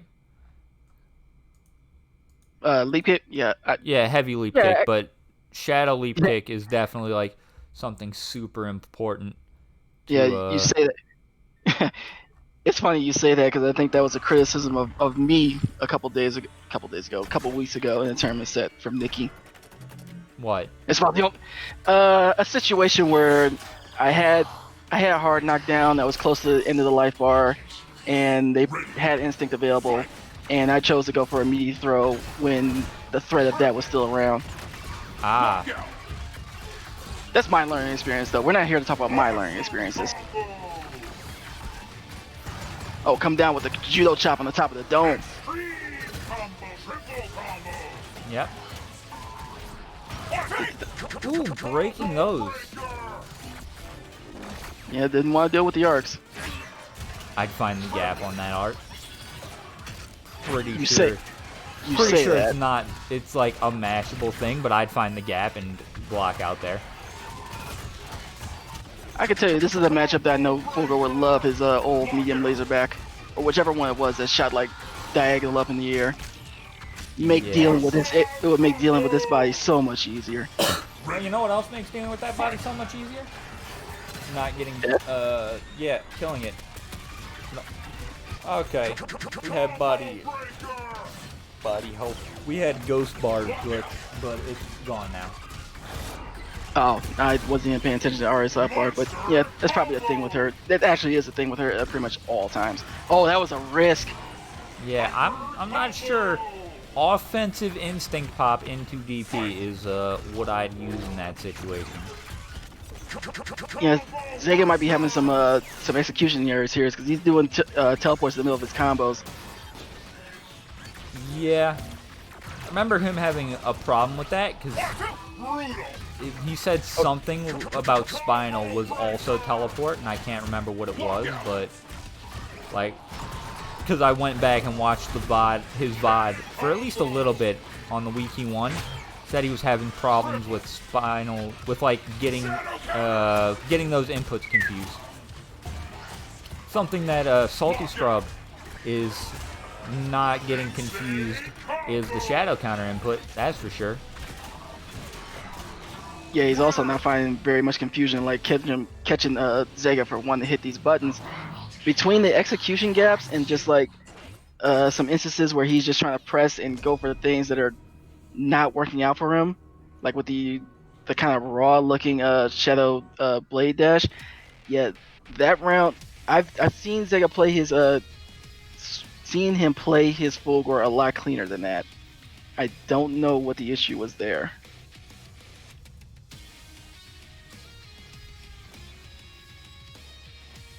Welcome.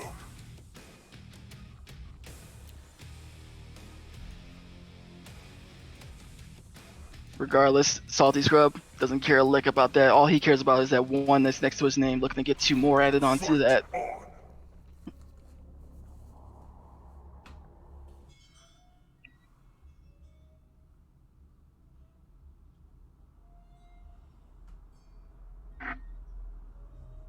I know you said your rules and everything don't matter and everything, but isn't this one of your banned stages? No, I haven't banned Chinatown. Mm.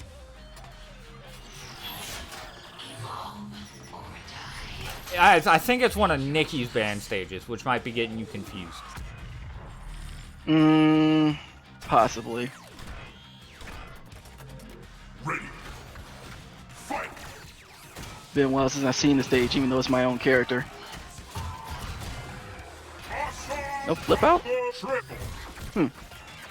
Interesting there from Salty Scrub. Triple. Triple. Yeah, can't really press too Trying much. to challenge against those assists is very bold. I'm not sure that's the best idea. You definitely can find ways to manage and navigate around the assist, but at least with that blade one, you want to find something that either puts you on the other side or you can just get away from afterwards, because it offers up a lot of block stun, and it just lingers when when she puts it out in front of her. So yeah, if you block it, you're going to either mix up of some sort, and if you get catch in the air, it's going to launch you into a juggle, which you can do some other type of shenanigans from, or it'll just lead to something where she can just like, oh, you're hitting me? Well, too bad you can't block this. Monster combo. But that's going to be Booster Body gone, so Zega's definitely playing this a little bit better than he was in the last game. But the overhead's going to find his mark, and Yeah. they got the foul counter. I'm The sorry, counter counter breaker. I get them Counter breaker, I'm confused sorry. all the time too. That was like I 50. Ooh, nice teleport blade dash. Gonna extend that, get some nice beefy damage. Ooh, Called him teleport out for- same side gets DP'd. That was a 100% a read. He actually got it to work.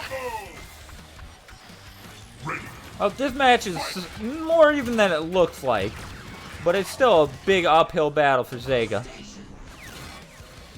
Well, Yeah, he's gonna, now he just got thrown off the cliff because he died. ain't no cliffs on this stage, unless you want to count off the top of the truck or something. Oh, he just got thrown off the top of those buildings. Definitely. Yeah, what's that? 2 stories, 3 stories? That ain't nothing to a robot. Yeah, but this is a Fulgore, so it just sort of explodes because there's like 7 billion of them. As everyone knows, by the law of conservation of ninjutsu, the more of them of a thing there is, the less powerful each one is individually. I'm not big on KI lore, but isn't like this particular Fulgore like a one-of-a-kind thing? I don't know. You think I actually care about KI lore? I barely know it. Which is funny, because typically I'm a lore nerd, but KI lore is stupid. Which is why it's so fun. No disagreement there. But it's also a fighting game. What more can you expect from our fighting games? I don't play them for like the actual like immersive experience of putting myself in the character's shoes. Ooh, the gold Arya. Looks like Salty Scrub's looking to make a statement.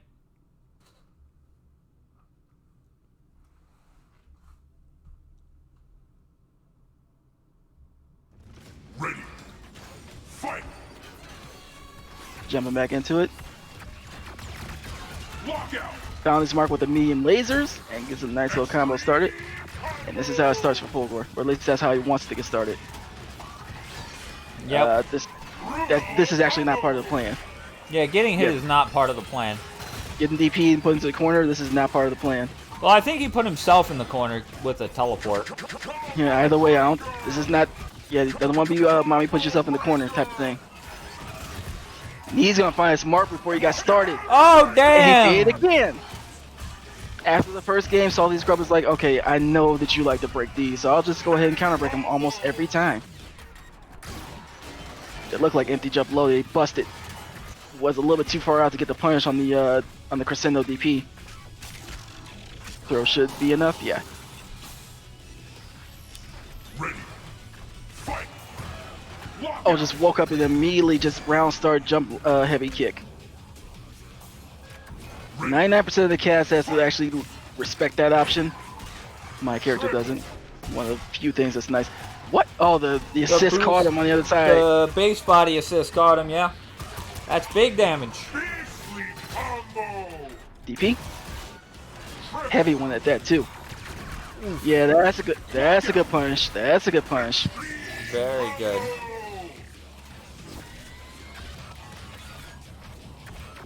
Oh, no shadow for Pressure. Arya. Counter hit. Oh, he couldn't convert from the fireball. That's- Salty Scrub did make a statement there. Looks like. I mean, we can always consider a 3-0 pretty much a good statement. Yep. But GG's to Zega. Gonna find himself what 7th place? He's tied for last, so I guess so.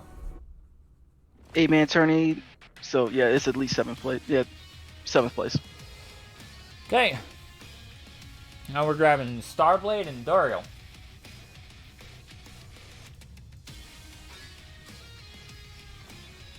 Give me a moment.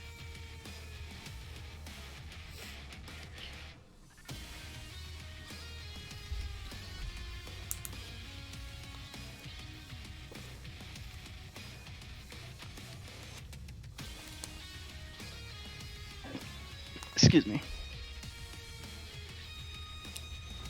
I'm gonna run an ad break because I'm gonna go use the restroom. So I will see Okay. y'all in a bit. I'll try to get these guys in here.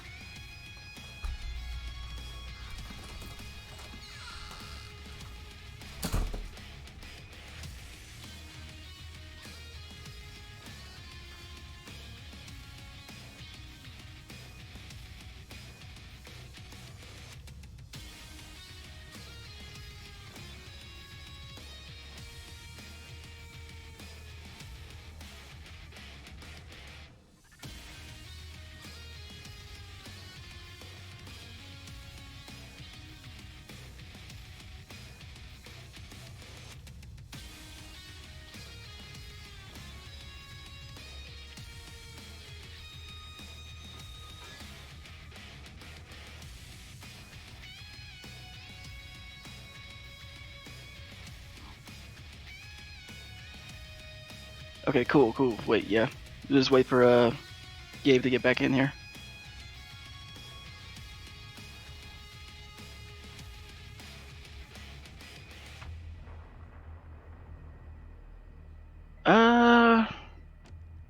While he's away, is it Metrino?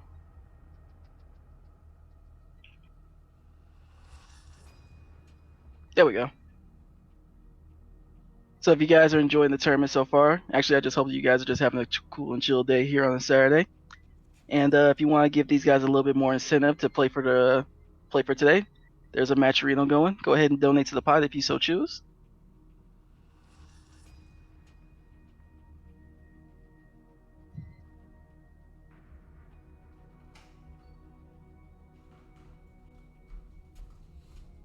Everybody here just chilling on a Saturday afternoon.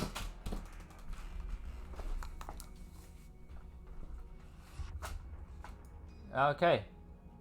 Were y'all waiting for me? Yeah. Oh. Okay. Well, I am here.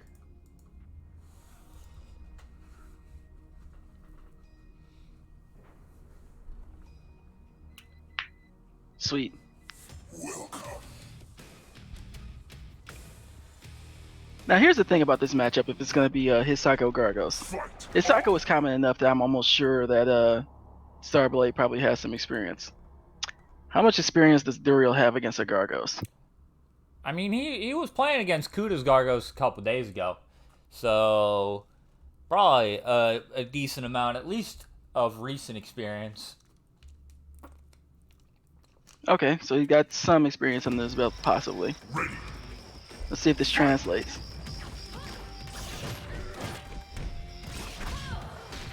We're already getting into the thing where wants to let him just have the medium reckonings. Combo. Yeah, Starblade just wants to back off. Doesn't want to deal with being up close.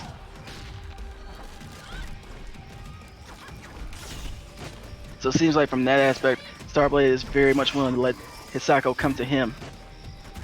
I mean, that makes sense. He gets a bunch of portal punches. He can manage to get a bunch of portal punches in and have a bar. Then he's just gonna summon minions. He could. Nice check on that Rekka.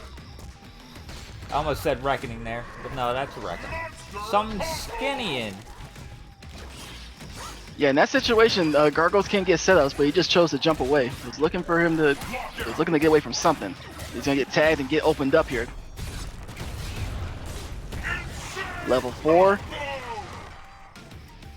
Yeah, it didn't look like Duriel was quite ready to parry there. Lockout.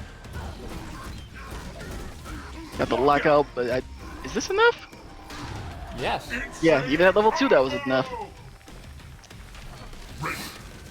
Fight. Yeah, burst to Go just to get the her away. minions. Ooh. Good break. Oh, the jump light punch. Ready. Didn't even swing with the stick, was just like, nah, sit down. Just a little fly swat slap. What? What? How'd that reach? I mean, it's definitely grab vulnerable, but Oh man, catches both the minions with those Rekkas. Wow, that was ballsy. and it's working out to his favor. What's the mix? What's the choice? Just went for the meaty, went for the one that had a gap, and Starblade decided to throw him out of it.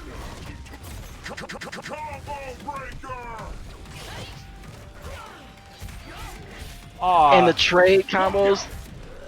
See, when you see things like that happen, all you just really just need to think of is just a soccer privilege.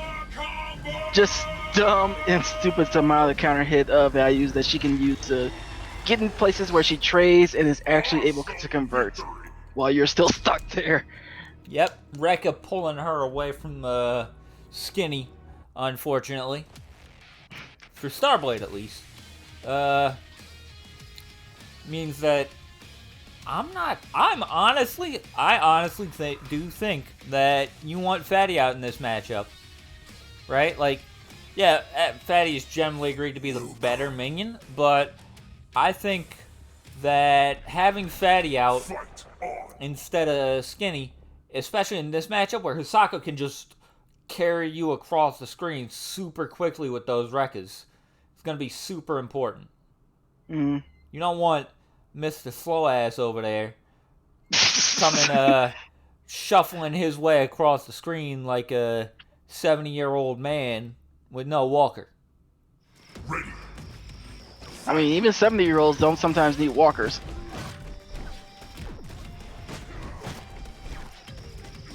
And yeah, kind of like from game one, Duriel seems very content to just kind of like let Starblade have the reckonings. Doesn't seem to want to go up and chase or to try to hit a button for him coming down on the rebounds. Oh, he wanted to challenge there with the air ores, but didn't quite catch him.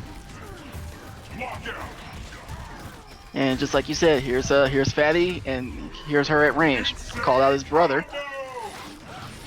And it's gonna get both of them, but he definitely gets time to block and just like almost 2 hits on the minions, but not a hit on Gargos. Take that for what you will, I guess. And Stabby coming in with the save. That's Fatty dead. Using the sprinkler there. The sprinkler? I stole that from some other commentator.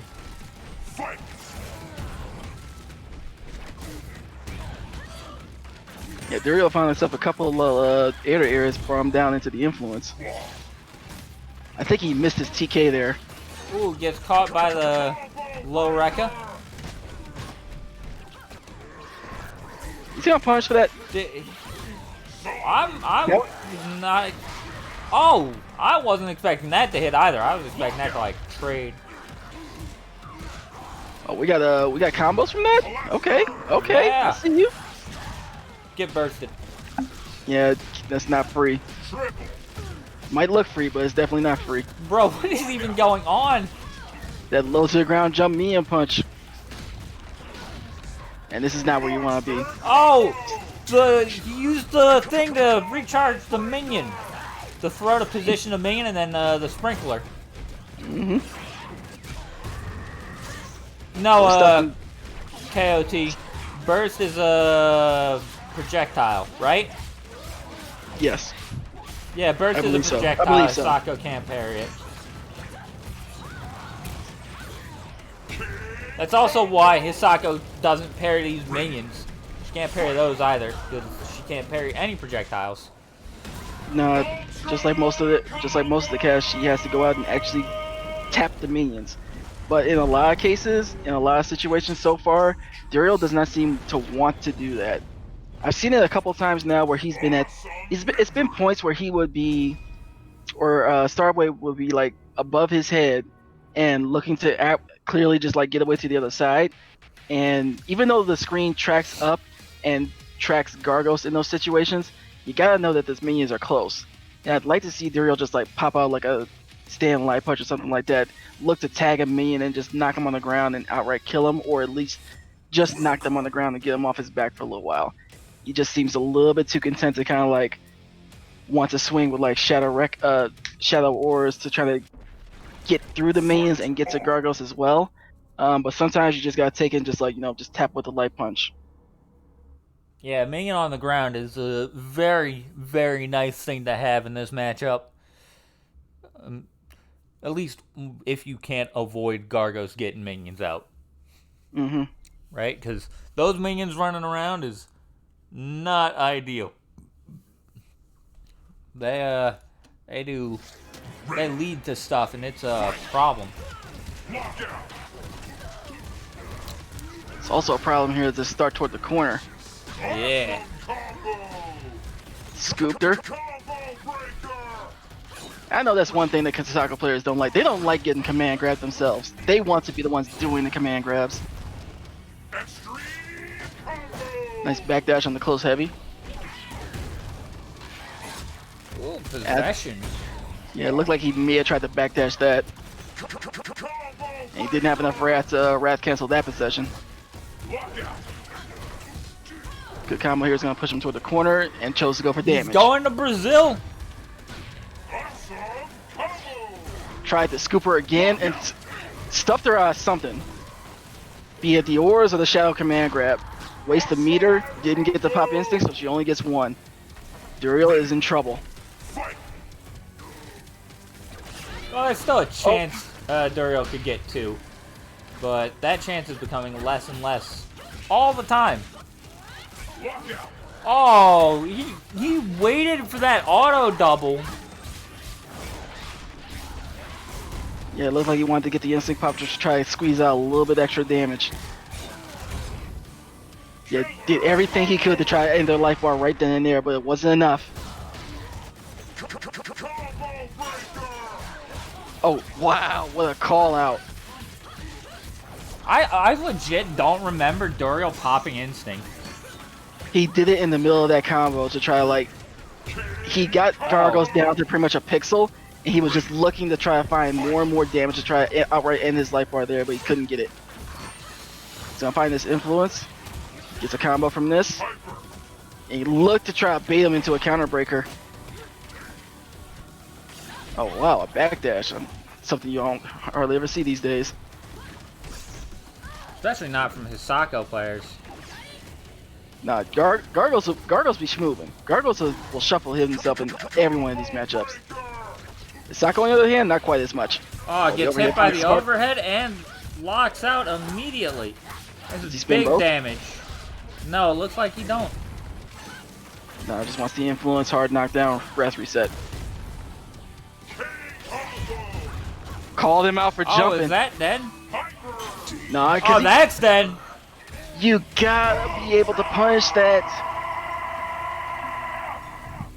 That's unfortunate. Starblade had the opportunity to go ahead and take his turn. No, not even take his turn back. To outright bully Hisako for that with the counter breaker, but it was too slow, and I cannot fault him for matching his parry in that situation, because if someone's gonna be slow on getting a punish on your with counter breaker, that's a good button to go to. That's a good command to go to. I mean, like, and how many people are gonna, you know, grappler brain? I'm gonna pick you up and I'm gonna command throw you instead of doing something like, I don't know, hit you with a button into a full combo. Not many. I mean, nah. So, that's why you gotta be. That's why you should be mashing parry if somebody's like trying, if you whiff a counter breaker as Hisako. Yeah, that's one of those things. That was definitely a turning point. But you got take it for a turning point, but don't let it bother you too much. Gotta get back into the games. Is he gonna? Oh no. I was thinking, is he gonna just sort of stare at Hisako and let her drop to try to get this try to catch him off guard? That's a thing that does happen, but didn't look like it was gonna happen there. What was the heavy reckoning? I think he caught her trying to dash out. Stabby. Pressure. And yeah, ended this. Didn't get his openings, just chose to back off. Got hit with the loader. Not blocking these records. That's definitely something you gotta be able to recognize in the Hisako matchup. Guest break immediately. Did not want to. Oh, the command grab. Stabby is just trying to help his master out, but nah, grab invulnerable. I'm sorry, invulnerable while she's in the middle of that throw. Pitchfork is not gonna do anything to her. Yep.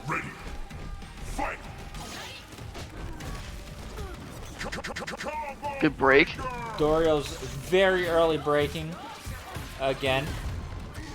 I mean, until Starblade calls him out for it. There we go. There's the call out of the heavy reckoning. That's gonna cost you 50% for trying to go for the optimal, for a sort of optimal way to get your instinct popped. You almost could have lost more for that. Yeah, unfortunately, you can't like button into instinct pop in the Hisako matchup.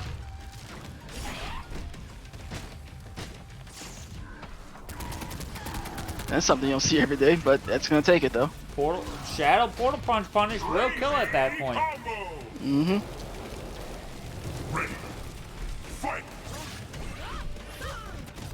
Clean jump in, broke it immediately, I should say.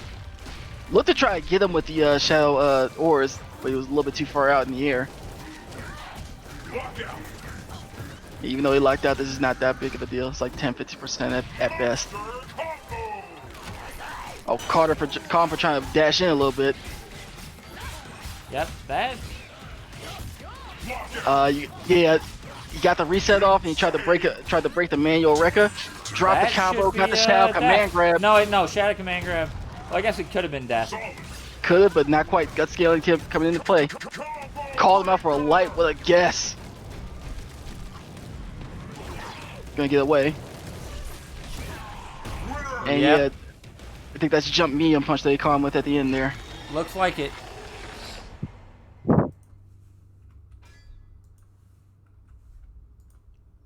So yeah, definitely some mistakes made on both parts, but Duriel found the way to make less and make the most of his opportunities.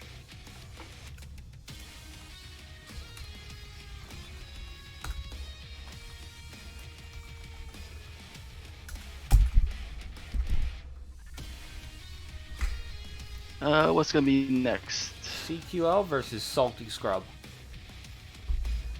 Okay, give me a moment.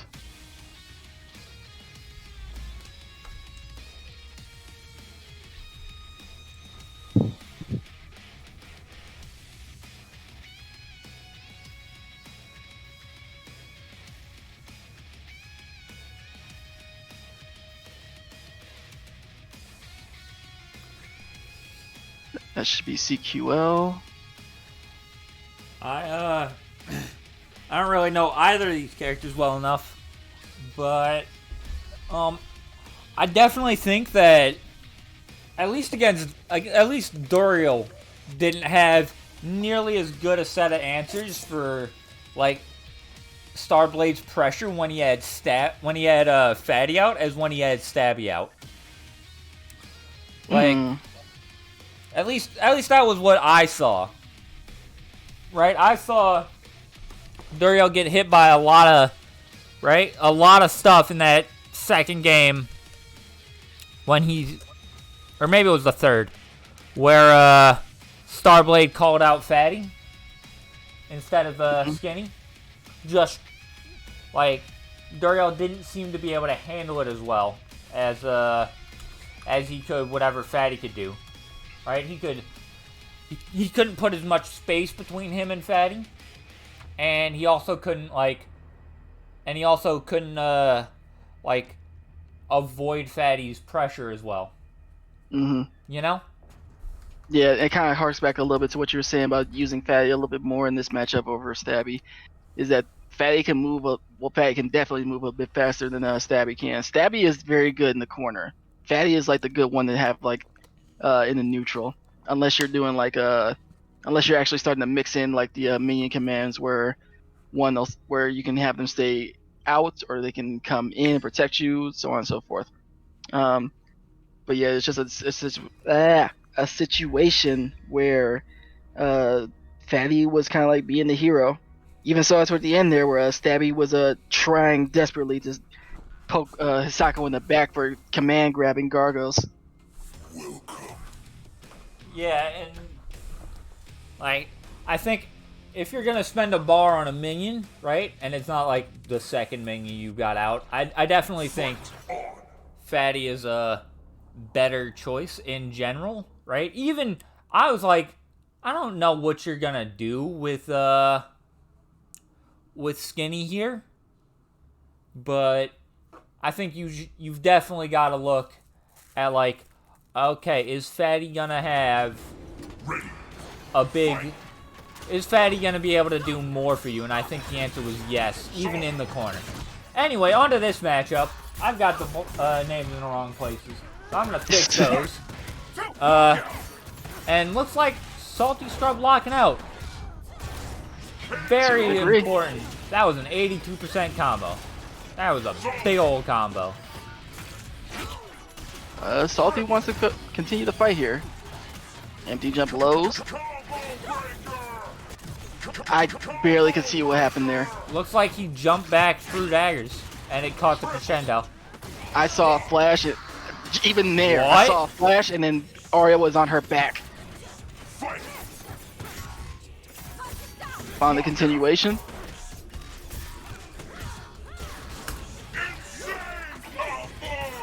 Ooh. Empty flip kick into low. Nice. DP's gonna find his mark, blow past the attempt to cover herself with the boost body assist. Base body, I'm sorry. This is going very well for CQL right now. Taking 2 bodies and only has lost like 3/4 of his green bar. Yeah, and the best part is, this is not the comeback body, right? Like, No. I'm sure Salty Scrub would have loved to have had Blade Body right now, but he doesn't. He's got Base Body. I think it's Base Body. That's base, yes. The names are always, like, confusing. I agree with trying to break the counter breaker there, even if he did lock out. Right? Like, you've got the life to take it, so it's not too big a deal. Oh, he found the actual continuation from that? Bro, that was an impressive conversion. Just all the way across the screen. That must have been super tight. You're not worthy. I mean, I prey. thought we were getting ready for football season. I didn't think it started up just yet.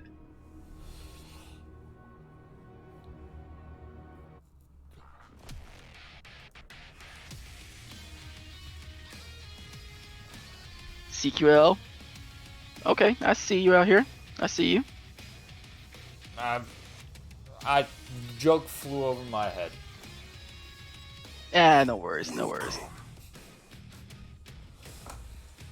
I assumed it was a joke. I just didn't get it. In any case, I want to say that one thing that I did see that was kind of nice, a bit of a risk, but it was nice, is that CQL seemed kind of confident enough to go ahead and toss his daggers from close to full screen, figuring that at least at that range, Arya is going to want to call an assist or to try to do something like a shotgun in. Or in either one of those cases, it's either going to be blocked or actually looking to go ahead and get hit. But it's not going to be a situation where Arya is going to be jumping or evade the dagger and put herself between the dagger and Arya again.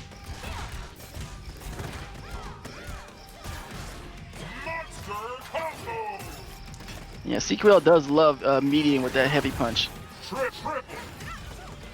I mean, Oh, but just as I said about getting separated from the daggers, from throwing out at mid and long range, he got him back, but that's a little bit of a concern. If Salty is aware of that and is willing to kind of like jump and not be, wanting to call assists at that range, he can kind of damage Maya for just being a little bit more patient. Doesn't matter though, he caught the assist on this as well, so that's gonna be really good damage. Got a little greedy though. Finds his mark and wants to keep her in the corner.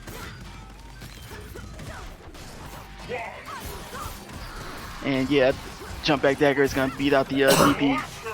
That DP has like stupid, really good in long range, but it's not even gonna beat back a jump back dagger.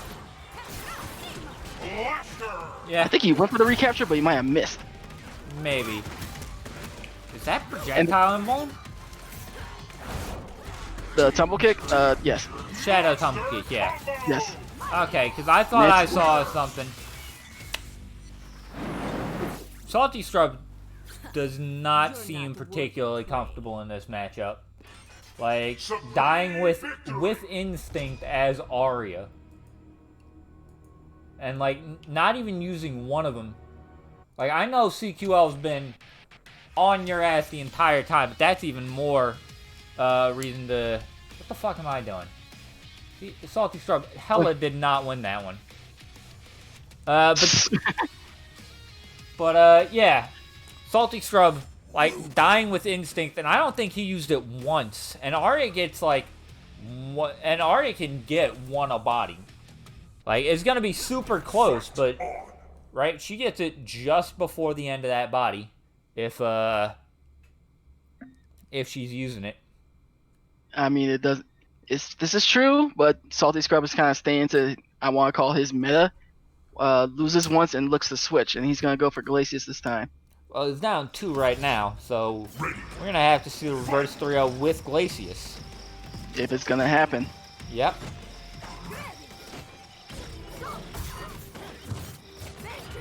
So I want to see just like what's his way of dealing with Maya with Glacius. You can definitely liquidize to kind of like get away from like some of this with the dagger tosses, but it doesn't matter if you're still getting clipped. Awesome combo! Hail is actually a good answer too. Was he trying to juggle with that Shadow Hail? Nah, it was just a means to try to keep his DP safe. Ah, that makes sense. Oh, but he separated from the daggers and popped his own instinct. Do you have corner seal ups with Glacius? You got continuations. You got links off the hail. That, definitely having more success now. She found a way to get her daggers though, but he's gonna get this hit, get some good damage. Didn't want to spend the bar. Ooh, nice flip kicks. Yeah, he went for the liquidize. I think he was able to get down, but he came back up into the tumble kick. Yep. And yeah, Maya is like CQL is on it, trying to punish him for doing like these hails at long range. Good DP. Yeah, those daggers are fast. And he's gonna push her away. Wasn't jumping. Gotta jump those shatters.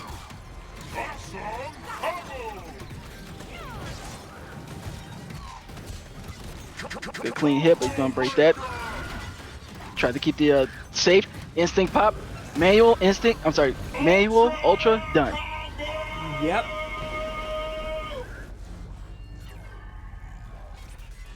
Awesome victory!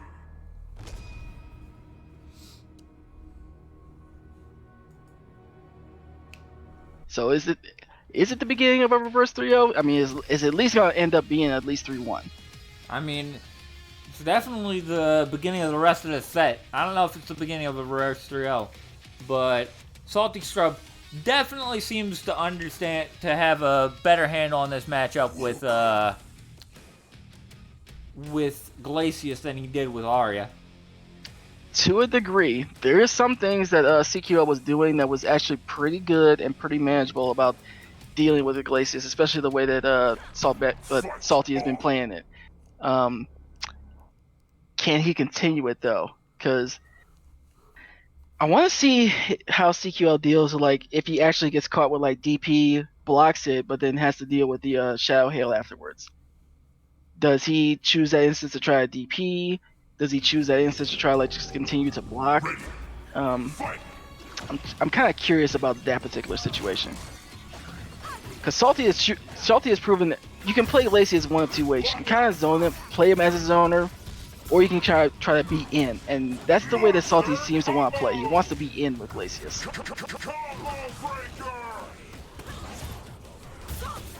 Yeah, it's gonna, like DP is going to get Glacius off of her right now. Recap, side switch, probably unintentionally. I mean, he did want to go get that dagger, so I think that might have been what it was. But there are probably safer ways to do that. I meant just more like, there's instances where the flip kick can still hit, but it switches to sides. I don't know if that's intentional. CQL is definitely a player of a caliber that if he wanted to do that intentionally, I wouldn't put it past him. Yeah, that's fair. Tried the cold shoulder in and missed it, and he did it again anyway. Dagger whiffing is unfortunate in that situation. Yeah, Salty seems like he has no interest in playing Glacius at range. Wants to be in her face. Safe. Chose to try a button out, found a little bit of a gap there. Master! Ready. Fight!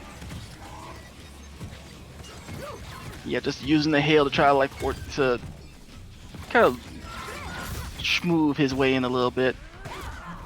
Ooh, Crushed. gets caught by the cold shoulder. Cold shoulder. DP's into, or was that just a liquidize? Hard to tell from that point. It might have been a liquidize. It might have been like a DP that was not the heavy. Trying to button and try to keep her away from the daggers. Oh, that's. Oh wait, no, Oh, that's a mistake. That's a mistake. There have been That's twice now that CQL has been saved from Oh death. no! Is this dead? This is dead. Oh! You. Oh man. Dropping the combo off the Prey. unblockable shatter, and That- then getting hit by the dagger on the shadow shatter. That is unfortunate. That actually kind of sucks. You had CQL dead to rights, and in any situation should have had that game. Just dropped it, and it's just CQL was not having it. Was not interested in returning the favor and dropping his own, dropping something in his situations. Yeah, but that's you definitely. If you can't capitalize on those, you can't be like top tier player. You know. That is fair. I mean, players that are of higher levels than all of us in this call, in this tournament, probably in the chat as well, they will make you pay for those mistakes, and they'll make you pay dearly. Yeah. A lot of us are trying to get to that point. Yeah. Somebody hands you the game, you gotta take it. And CQL did. What do I got next? Comfort and Duriel. So this is 'Cause gonna I be Mira versus Hisako. Because I'm pretty sure at this point, there's everybody's Xbox. Guado's Steam. Oh, at least I get one break. And Thank you, Guado. I think Comfort is also Steam. Yeah.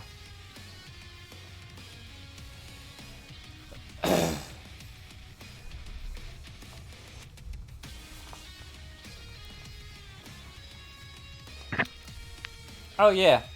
On that instinct comment about Arya's instinct I made earlier. Yeah, she doesn't get like more instincts than other characters, but she gets one right before the life bar ends, and if you pop it, and if you can manage to pop it before the life bar ends, you can get one. And then if you die after the instinct ends, the post life bar damage will be slightly increased, especially if somebody has a reason to do it. Like, you'll get more post life bar damage because Arya can die twice and still live. And then she can also, she also has a really strong instinct. You know? Arya, yes. It's an annoying instinct. It's definitely strong. I won't sugarcoat it that way. But it really just feels like Marvel 3.0. Yes, players who are smart will end their post life bar combos, but you'll still get a little bit of instinct from that. You know? It's not a big thing, but even like whatever small amount of instinct you can get is super important. You should CH Junior FGC 84. Seahart, shut up. That's actually a player that I do know. He wants to play the game, please. Seahart is up here. Seahart has cooked me for as long as I've been playing this game. He wants to play the game. Anyway, I'm back to commentary.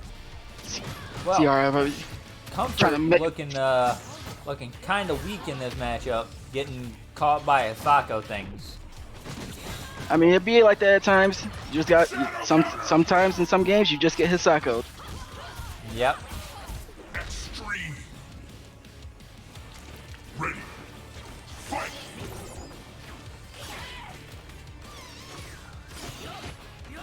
I do respect that. Not blocking the overhead. Interesting. He didn't even press a button there. He just didn't block. Now we'll give Comfort some credit here, not throwing bats like too liberally, because this is a thing that is actually a pretty good tool in this matchup and can actually punish her for being a little bit too hasty on throwing bats all the time. Yeah, Hisako has Shadow Rekka. Solid. No parry, okay. Gets the setup going. Ooh. Called him out for a button afterwards. He tried to reset like staying heavy or maybe just drop this combo. One of the two. Pops Instinct, missed. And what, just gonna get away? It looked like he wanted a mix up, but he didn't decide against it at the last minute. Ooh, nice punish on that Shadow Rekka. That was actually kind of scary because Rekka hits like Rekka hits everywhere around her. It's I would not have been 360. I would not have been surprised or shocked if he had got clipped coming in like that. Ooh. Yeah, you just gotta hold crouch block against Hisako doing Rekkas. Because, like, the light, no, the medium is actually pretty reactable. That's the overhead. Yes, it is. And yeah, getting opened up, unfortunately, at the end of that game. Yeah, Comfort had the right idea, had out the heavy bash to try to keep her from, well, limit her movement and everything. And the heavy bash just didn't quite reach fast enough to catch her out of the TK ores. Yep, unfortunate.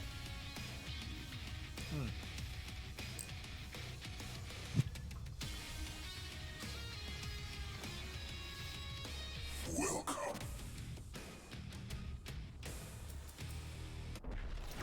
Fight on.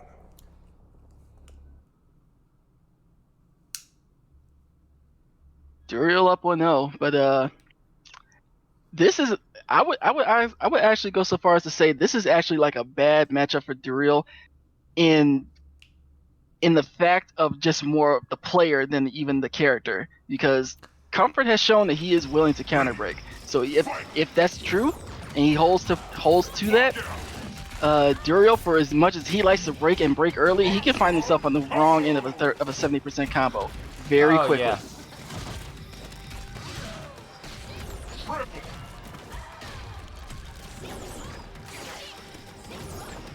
Yeah, just looking to kind of space out, looking for an opportunity, but landed on the opposite side, and Duriel was ready with close medium punch.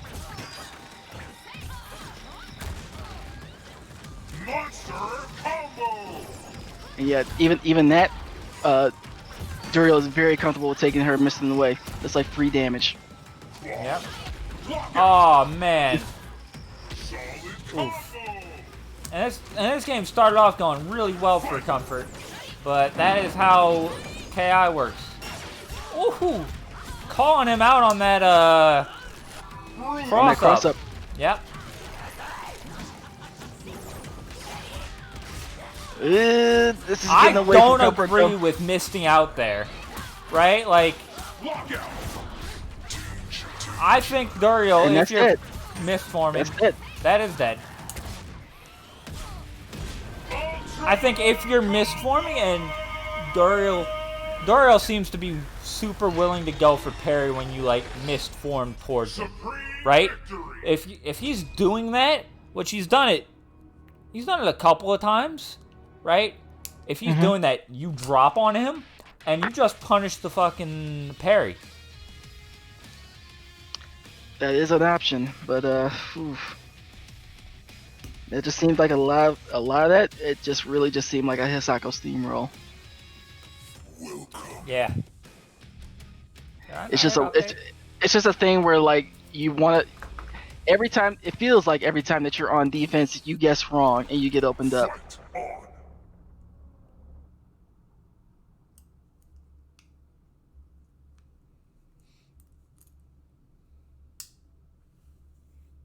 All right, Comfort down 2-0.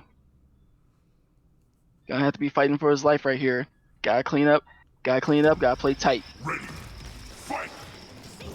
Or he can play loose, whichever one he wants to go for. This is his tournament. This is his way. He can play it as much as he can play it however he likes. That's what I mean to say. Not blocking the overhead though is not a good start. Yeah, you can't play it like that. You gotta block those overheads. So she's definitely gonna refill Wrath here. Ooh, that was actually pretty nice. Jump back was actually looking to call out a mist. And the air would jump light punch into the flip out and immediately into influence. This is what I was sort of saying before, is that when you're on defense or just like even playing a game against a Sako, it feels like at times everything that you want to go for just does not seem to work out for you, or is the wrong decision.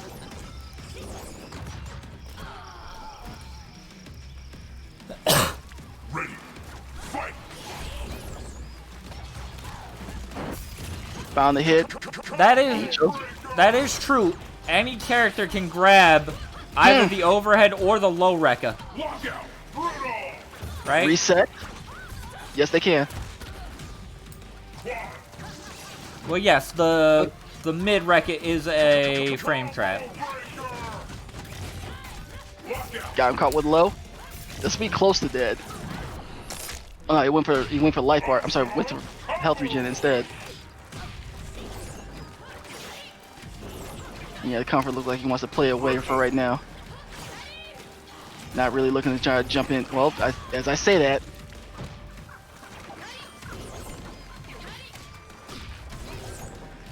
Yeah, this is definitely a thing, but it'll take forever and a day to kill Hisako with this.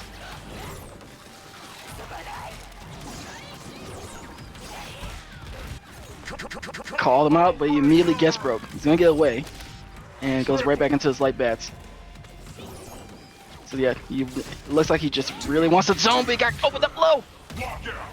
Ultra combo.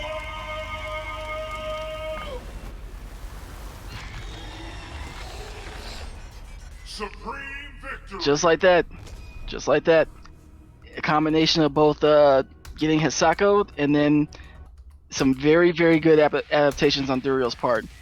Got kind of wise to the couple of the situations where Comfort wanted to miss out and missed away, and was able to call out a couple of them and punish a couple of them as well.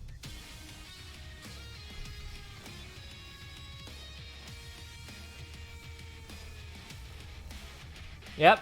Alright. Don't make me kick you, Comfort.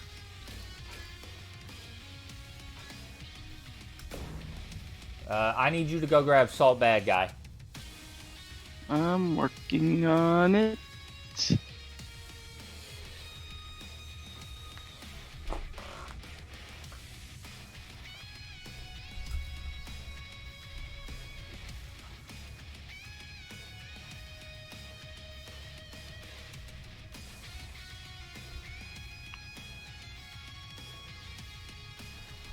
Okay, that should be them.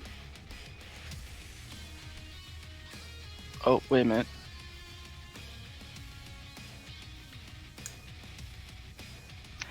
Give me a second. I think it actually froze on me. F.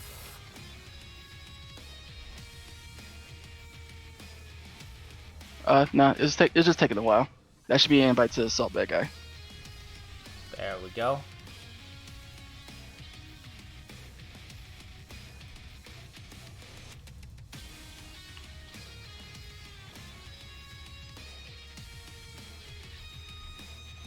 And if and when they jump in here, I'm gonna jump out real quick just to go get some more water.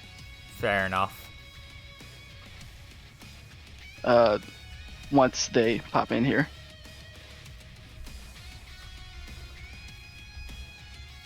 No, Xbox, I don't want you to turn off. Don't go to sleep.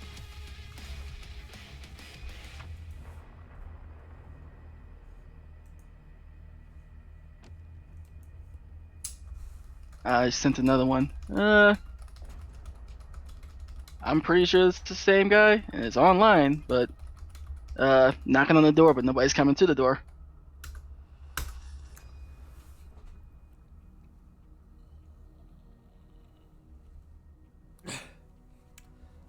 Hell, if any of the band players want to hop on for commentary, that'd also be sick. Like, if any of the players who've been eliminated want to hop on, could also have them.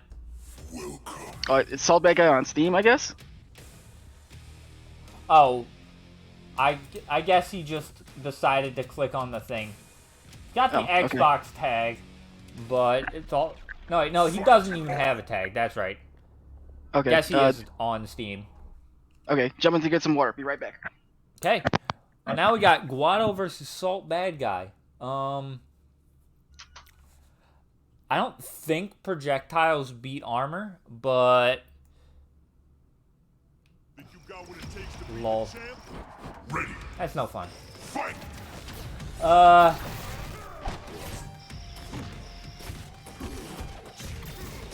Yeah. Lock out. Ooh. Extreme It's actually surprisingly low damage. Yes, power line into power line is the thing. combo. Now this is where the Arbiter starts. Get set, played. Blaster combo. You're gonna get naded. Solid combo. You gonna eat that? He is, but it doesn't matter. Shadow counter. Oh my god! So bad guy with the super quick shadow counter. Been doing that all day. Ooh. Combo. Yeah, jump back bullet. Even if you blocked that, that would have killed. Ready. Fight. Shadow counter. Again! Jesus Christ. So bad guy. Stop, please.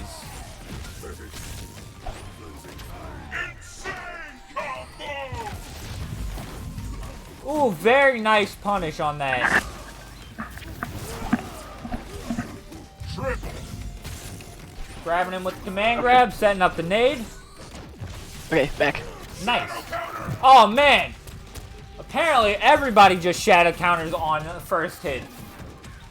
Monster. Hey, if they're down for that, I'm down for it. I'm down for it. Salt bad guy breaking there. Saving that life bar. Lockout. Very good, that's it. Oh, he's Very good catching that.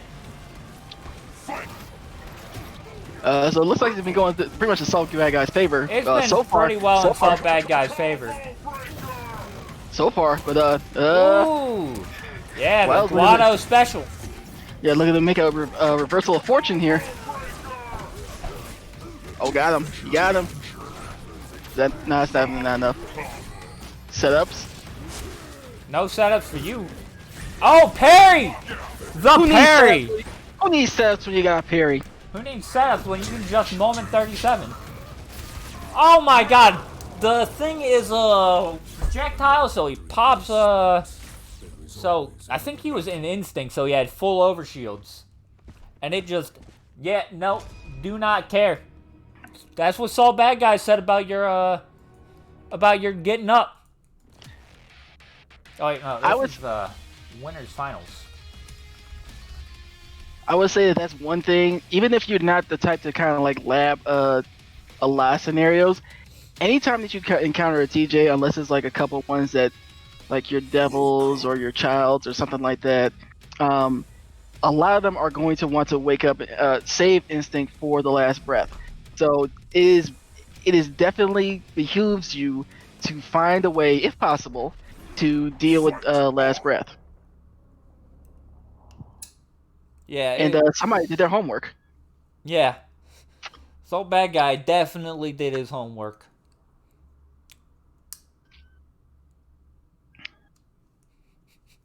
Shut up, Doriel. Ready. Fight. Oh, I'm not even looking at the chat. Oh yeah. Speaking of not looking at the chat, Salt Bad Guy definitely not looking at the chat. He's got things to block. Doesn't look like he's jumping though. Oh, Guado has wanted to get that flip out mix going a lot of times. Looks like he just missed it on that last one. Yeah, so he's good enough to recognize the situation from the flip out and just went ahead and popped over shield. Gives himself a screen freeze, gives himself a chance to see what Guado's up to. Yep, the Guado special strikes again. Yeah, but this time he crossed him up. Oh, nice. Oh, getting himself recapped was not the play there. He got clipped with the legs. That's gonna get DP'd. Yeah, this is big damage. I don't know about that counter breaker at the end there. Air target combo? When do you see that?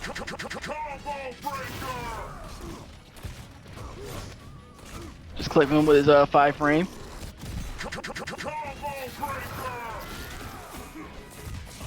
Oh, the mix. Side switch, got the corner position, and was able to get a mix from it.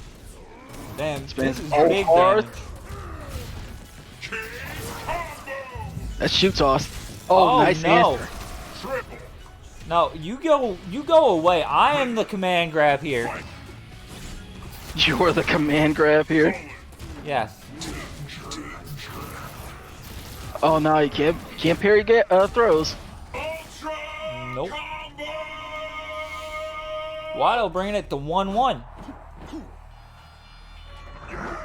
Now, I haven't been paying attention, but I don't think Guado has dropped very many games in this Guado's tournament lost so far. 1 game in each set he's played in. So he's actually, in terms of like overall score, less than Zega. Not Zega, Salt Bad Guy.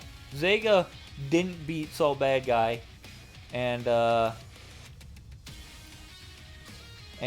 Comfort managed to take a game off of him, but Starblade and CQL both managed to take a game off Guado. Fight on.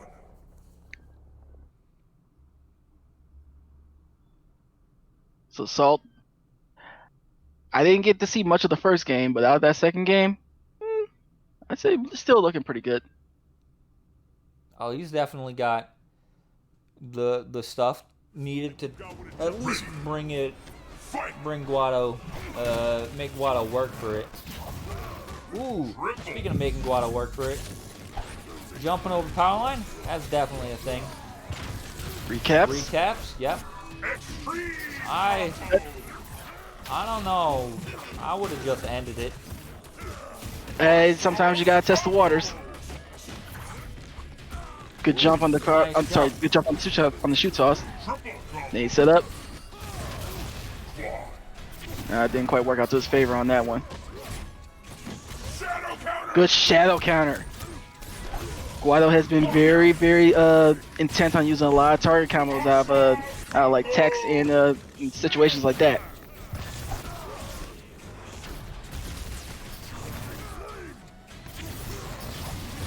Oh, the the stand hedges heavy. him with the. I have to be honest. I thought that was a special. I With don't a- know the stand heavy punch. No, it's just a normal. For as big as it is, it almost looks like a special, but that's just a regular. I play Tusk. I'm used to big normals. So you must be salivating seeing an Arbiter on screen.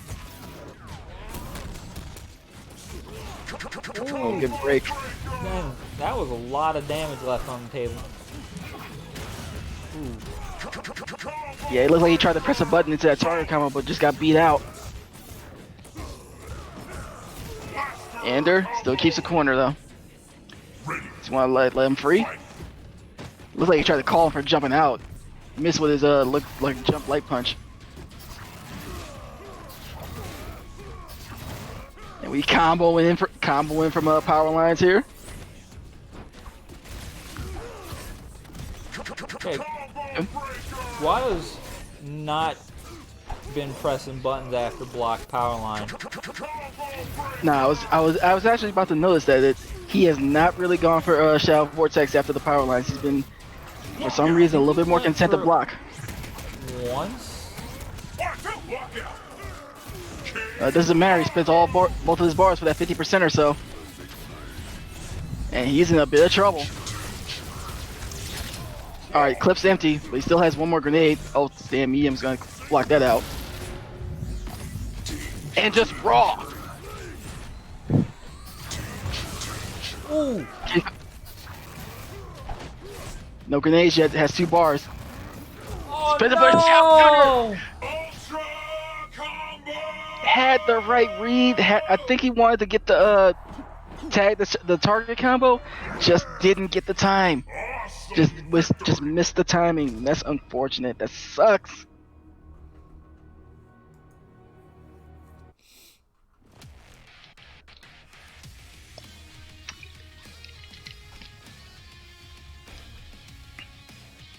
Salt Bag, you know what? I really feel like he had that game dead to rights as well. It was a situation where he had he didn't have instinct available. He had 2 bars, and the option that he chose to go for in that instance was just to shadow counter, because I guess he does feel like he has a read on just how much Guado wants to hit his buttons. which Guado does hit buttons, Guado hits and bad buttons. he does. And a lot of times they seem to find their mark too. But yeah, just did not have the timing for that one. I would hope that he's not too dissuaded from shadow countering for that loss there. Because even now, even still, he's still going with the target combos. Even though this is a situation where there's no meter involved. Still swinging with the target combos. Trust your instincts. He's not going to find that command grab. While it looked like he's wised up to that a little bit. Bring him down with the power dunk. What are you going for here? I think he tried the command grab? That sounded like the start up to a command grab. I heard the zoop, or no, it's the whoop. You know? He called him out for the jump that time. Got him with the target combo. Salt Bad Guy's fighting his way out. Or he's trying to fight his way out. Trying to. He's got a big hill to climb right now. Yeah, it's getting steeper and steeper. Yeah, Guado definitely has some red on the command grab attempts right now. Stole his turn. Bring him down. No, he's gonna break. Alright, he's pretty much out of chances. He's gotta play perfectly. He still sees it! Yeah, it's oof. The ultimate. Okay. On a scale of 1 to 10, the ultimate 4. Yeah, that ultimate's kind of weak. The gameplay from Guado 10. Oh, the no. ultimate itself. The gameplay. Itself? Yeah, like the ultimate is whatever. But Guado was playing out of his gourd right there. Especially in that last game. Salt Bad Guy just did not have an answer. Yeah, it was a combination of that, and then Guado really didn't. I don't think he got grabbed with a command grab after the second game. Because I saw instances where Salt Bad Guy wanted to go for like a medium heavy target combo into the grab, and that's actually a fairly reasonable point to go ahead and hold up and jump. But he was getting in other situations where he wanted to try to sneak the command grab.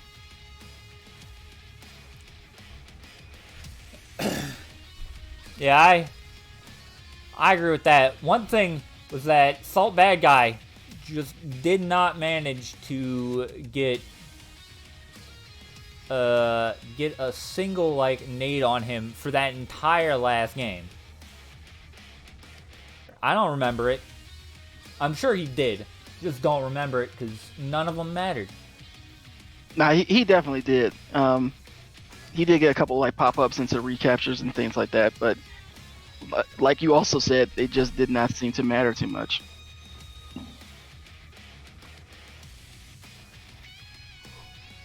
Working on these guys, getting these guys in. Give me a moment.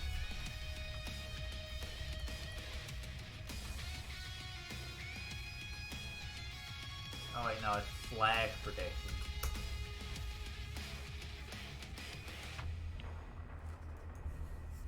Yeah, you've been kind of slacking on that, or have you? I haven't been looking at chat. Oh no, I've been hella slacking. I've been too hyped for these matchups.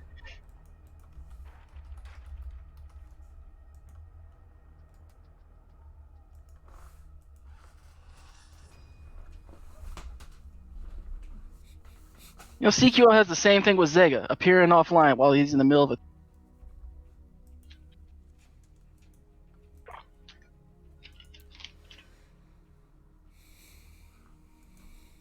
If this is the right CQL. I think this is the right CQL. It was the right CQL. Duriel downplaying himself. Come on, man. I'm not gonna give Duriel that right now. Maybe I'll watch the VOD back and read on some of the chat going on and everything like that. But yeah, if Duriel's in the chat trying to downplay himself after getting into at least loser semis right now, yeah, sure, homie. Yeah. Don't downplay yourself too much that you end up getting 3-0 by CQL, because he can definitely do that to you. I mean, he did do it to him. Oh, called out the jump and called out the DP. Influence. Hard knockdown. Wrath reset. Striker throw. Striker throw. Throw from downtown. I'm not sure why he wanted to spin the meter, but I guess he just wanted to enforce a mix-up of some sort in his head. I think the idea was he wanted to try to, like, he wanted to disguise the fact that he was going for throw. You know? Yeah. You are right, Mo.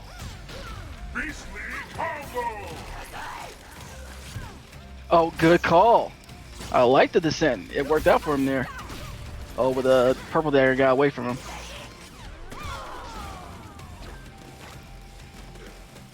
Yeah, I know he wants to try to put himself between the daggers and everything like that, but his cycle has no walk speed. Maya can fly all over her.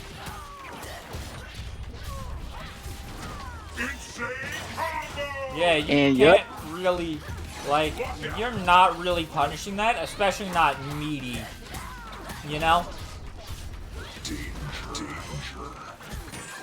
And what's the choice? Gonna pop in, think he waited. Okay. Went with the catches him low. take out until low. So this will be life bar. This will be pretty sure life bar. Get maybe a touch of instinct to play with, and then that's it. And you're gonna have to start it from this crouch light. That's one Gets a way to good- start it. Gets a little bit of a juice here. This will be like what, 50-ish%? Extend it a little bit further, almost risk getting broken for it. Okay. Oh, Alright. this might be death. Oh my God! Look at this comeback. Now remember how I was saying about downplaying yourself and letting take games from you? I'm saying.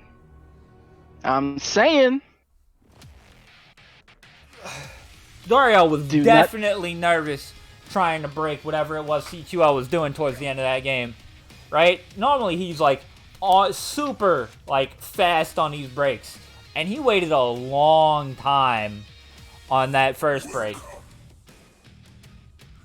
Looking to try to find something that he was sure that he could break. He was definitely patient for that particular instance. I think it might have been him trying to bait the counter breaker. Right? I think he had a read that CQL is going for a counter breaker and just still got counter broke. And after that, I think he got a bit nervous, so he waited a bit to try to break things. Alright, let's see. Let's see what's happening now. CQL probably definitely feeling good about himself after that game. I definitely would be. Oh, he's He's definitely definitely feeling himself. Yeah. Oh, but this is a little bit of a problem. Yeah, this is a bit of a problem. You know what? My temptation was to go ahead and call him out for doing that wake up period nonsense, but it worked.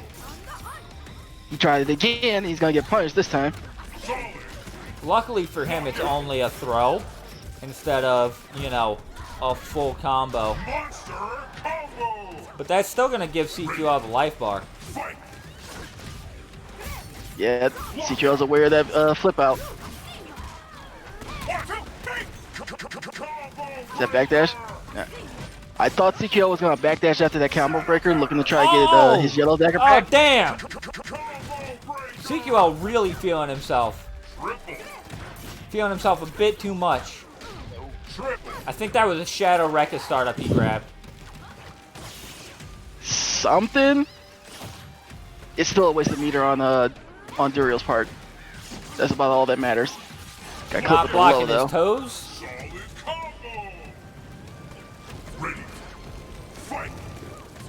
Yeah, Duriel doesn't want him to have dagger. He has a life deficit, so Yes, We can wait for CQL 61 is seconds. 100%. Like, CQL should be 100% fine sitting there, but he's a Maya player, so he's not. Monster combo. Gonna catch the throw. Yeah, empty flip kick into normal throw, interestingly enough. And Maya has empty hands as well. No daggers on deck. Not Maya going to don't matter need 'em. though. Well, she most certainly does need them, but Well, yeah, she needs him, but not in that instance. nah, at that particular time, nah, tumble kick into Ultra is gonna definitely be enough to take that game from Duriel. Victory.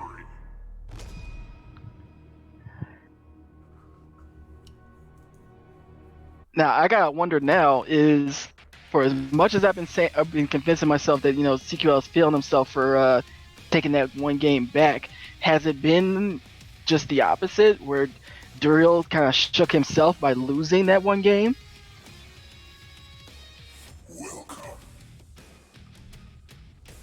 Because definitely at this level, well, I shouldn't say at this level, just at pretty much any level, losing a game like that in game one definitely has the capacity to go ahead and shake you. Oh, yeah, I definitely agree. Like, I mean, we're seeing it right now, but I also think that that's another thing that the best players will be able to put that behind them way more than like newer players. You know, that's another skill you've got to learn. Every game's a new game, and you can't decide to just play scared because you're shook. You know. And it definitely looks like Duriel wants to play aggressively. He's been coming out with playing a little bit more aggressively than he has over the last two games. He's gonna find himself on the end of a level 4 though. That wasn't That quite was full. level 3, I think. What? The daggers dagger, were like, yeah. yeah, it was like only one pip each or something like that. So it's definitely not the homing unblockable. Monster. Ready. Fight. Just dashed up light punch and got the corner. Yeah, that was a What? little bit too Oh, much. he was too fast. Yeah. Yeah, you had to wait just a tad longer. And Damn. oh, wow. Calling Duriel out on going 1-2. Crazy. Especially at this level, you can catch so many players out by counter breaking on 2 instead of trying to counter break on 3. Duriel might have been able to return the favor there if he wanted to break on that fifth hit there.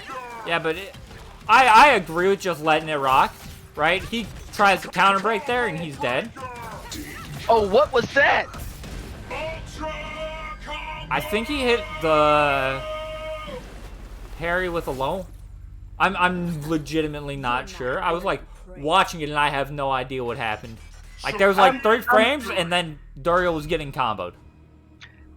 It was a situation where he got the knockdown, but like midway through, not even close to being like as a timing to catch a reversal of some sort, he just stuck out his parry and was stuck in the recovery. Maybe he got antsy? I guess? Maybe? CQL, get back here. What are you doing? This is losers finals now. Well, I don't know what happened there. Like I'm trying to rack my brain around like what would have led to that decision to parry at that timing. I could see parry since he's done it twice before in the set to stop a wake up action, but why at that timing?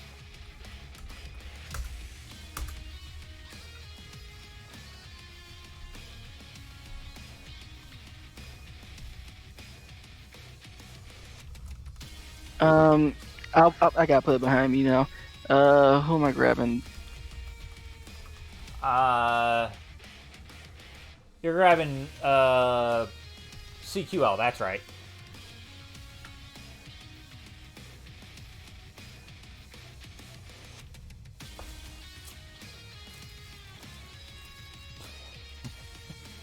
Could have thrown mad shade. Yes, this is why you don't meaty parry, Duriel.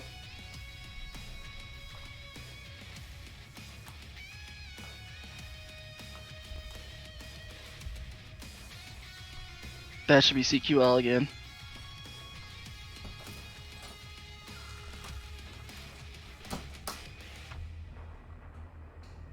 Oh man.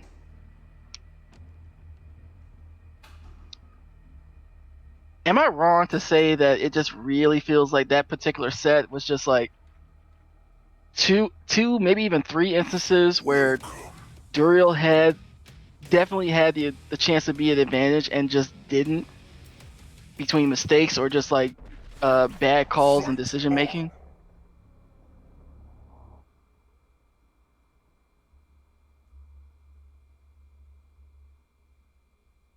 In any case, that game is now in the past, and we're focusing on the future. Losers finals right now for the right to go to winners. I'm sorry, for right to go to grands, I should say. Ready. Fight. And you get an Arbiter and a Maya to fight out for it. Don't honestly see too much of these characters at all these days. Combo. Oh, got clipped with the low. Didn't continue the combo though. Tried to steal his turn. Was very much ready for the shadow counter. Slash and nade. Once the nade set up. And yeah, it's gonna prevent her from doing too much more from that light DP. Command grab is good. Push them towards the corner. Yeah, if I'm Salt Bad Guy, I'm kind of noticing, like, I would hope that he's noticing that how frequently CQL wants to go ahead and try to DP these setups that he's doing. Nice manual with the nade, trying to another DP. Stuffed that one.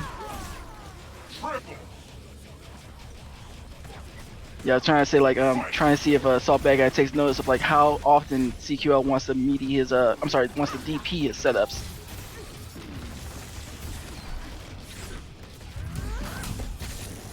And CQL is getting kind of beat out here for wanting to not block on his wake ups.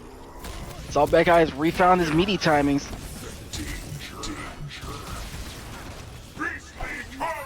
Pops Instinct, light DP. Okay. Should be able to take the life bar without having to spin meter.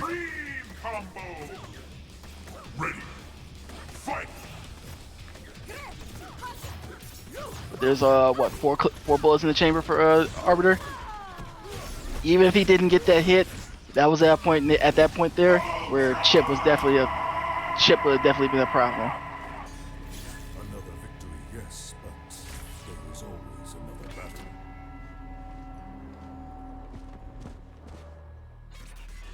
Awesome victory.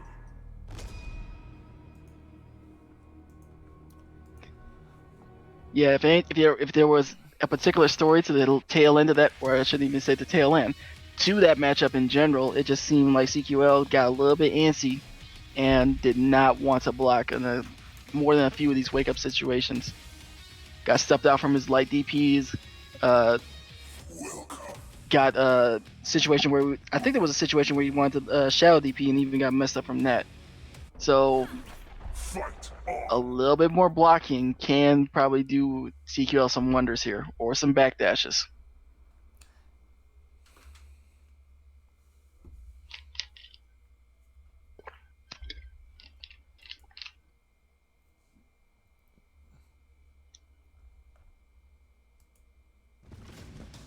Ready.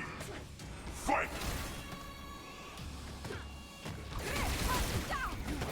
Did he just trade with both daggers with those bullets?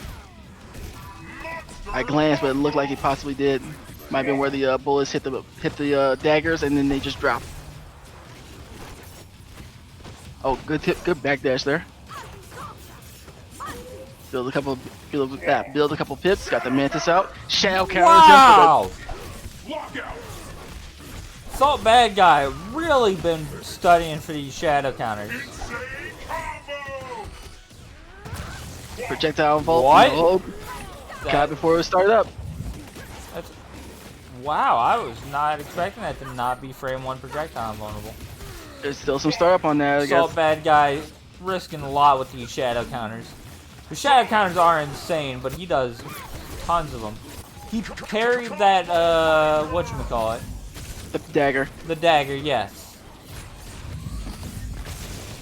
And Saltback guy looked like he was taking notes from Duriel just there to be like waking up and parrying. I don't like that. Even if it is your instinct and you only get access to that for 15 seconds twice per game, I still would rather see you go for some means. I'd rather see you still harass, because when you've done it, at least against CQL, you found really good success. Meaty parry from Arbiter especially is really silly. Nope, too early on that one. Master. Ready. Fight. Triple combo. Oh, that's something you don't see every day. What? Wants to go ahead and try to lock him down with the dagger assault. Lockout. Like You DP really not juggles. see it every day? I swear I see it all the time from the Mayas I play against. In my experience, not too often. Good block on that overhead. Damn. The latest shadow counter I've seen. I'm sorry, the latest counter break I've seen all day. I was almost about to call that a drop. Oh, he missed with the jump back medium punch. And yep, that's gonna eat through and take that pretty cleanly. CQL on board.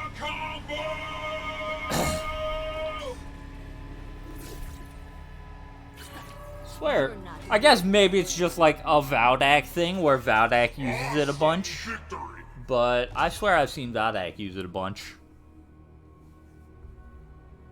I guess, but in general, Maya is almost such a rare character that you can almost count on one hand how many you know of. And even if I was to do that for myself, that are alright, Maya players that are still active, CQL, Valdak. There's another one with a V that I'm forgetting, I think. Fight. And then past those three, that's about it for me. Damn. Kuda says Frodo and Z-Train. I don't know if I could still call Z-Train active. He's kind of active, but also kind of not. Frodo, I'll give you that one. Ready. Fight. Well, let's see if Salt Bad Guy makes the adjustments necessary. Lockout. Master combo. Good blocks. Even though you're giving her the pips for the dagger, it's still fine. Because just like that, you separate her from her dagger, and then she's got to deal with like going through all these great normals that you've got. Triple. And self-name helps a bit too. Oh, man. Oh, and she doesn't get the dagger back. Nope. Did not get herself where she tumble kicked over it, or did the command to pick it up. Well, that's homing unblockable. Lockout. Recaps, extends, and should be close. Nope, he's Actually, just wasn't dead. even close. Wasn't even close. Fight. Oh, good answer. I like the crouch heavy punch. Lockout. Juggles a bit. Oh, but he blew it out though. That's actually pretty good white life. Lockout. Could he get to level 4 here? Not quite. Only got to level 3. Master combo. And yeah, frozen with all the jumping. CQ Salt Bad Guy was not willing to anti-air there. Triple. Just clipped him. Nice. And he's been spending a lot of time in this left-hand corner. It's actually might die in this left-hand corner. Yeah, it looks like he's dead. Jeez.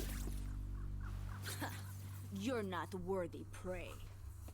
CQL kind of like Victory. there was a stretch toward the middle of that part of the middle part of that game we just watched, where he just like was throwing the jump daggers and just froze Salt Bad Guy.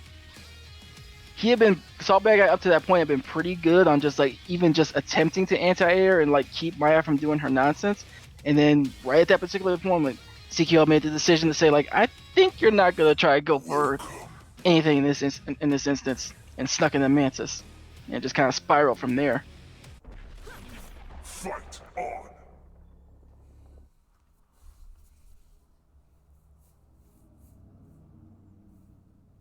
So that's gonna make it what 2-1 to CQL. Yep, 2-1 CQL. Gotcha. Looking to punch his ticket. Oh yeah. Ready. Fight. It's a good start though. It's a good start. Ooh, I don't know if you saw that, but it got a little chunky for a second from there. Yeah, I noticed it. Joseph right there. Good blocks. Just trying to keep her from those daggers. Command grab. Haven't seen that pretty much a lot this set yet.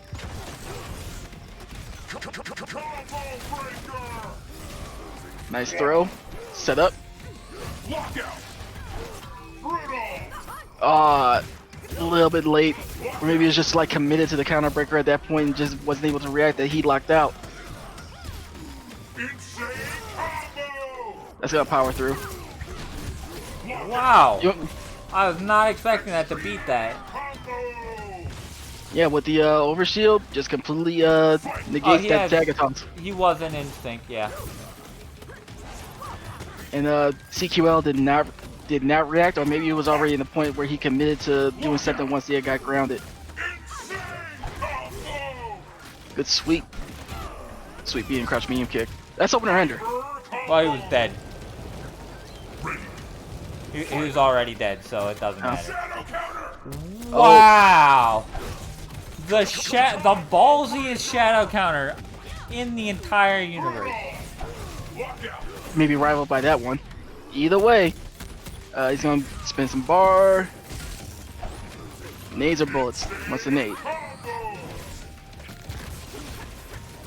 Can you get the side switch from the throw? And just wants to back off. Just wants to play range with her daggers if she can. Good block on the overhead. Found the throw, gonna put him in the corner. Now I like that whip with the low actually after the. And he's gonna push this in game 5. So. Victory, yes, but there is always another battle. This is actually the first 5-game set we've had all day. Drink water, kids. Awesome victory. Yes, water is good. Crushing light kick isn't the low.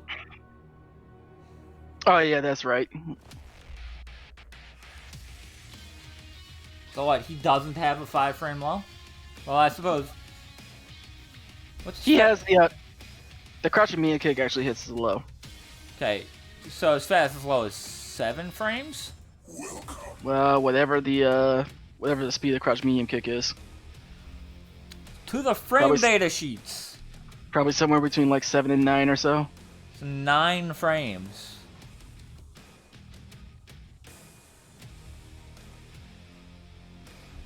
Oh. Fight on.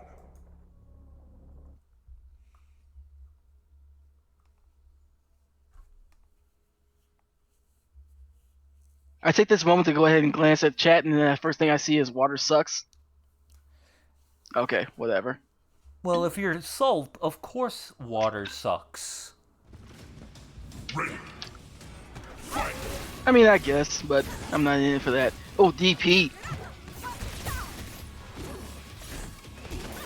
The jump angle was a little bit messed up for Monster combo.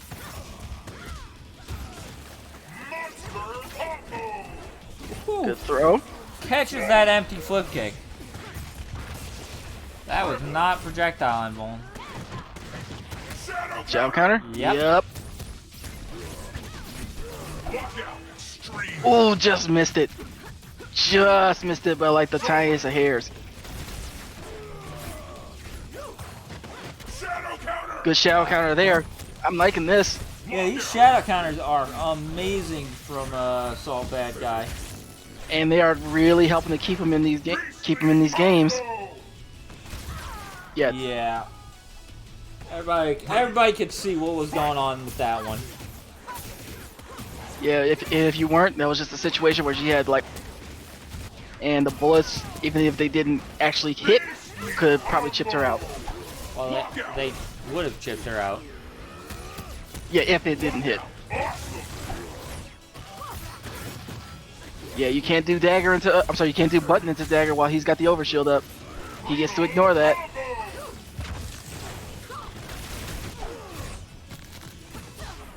Yeah, she's backing off. She definitely wants. Oh, he wants to go in. Oh, I thought that he was gonna back off. Extreme. I was wholly convinced that CQL was gonna back off in that instance, try to get his daggers back. Went in instead. Triple. It's set play time. Master combo. It's DP time as well. Apparently.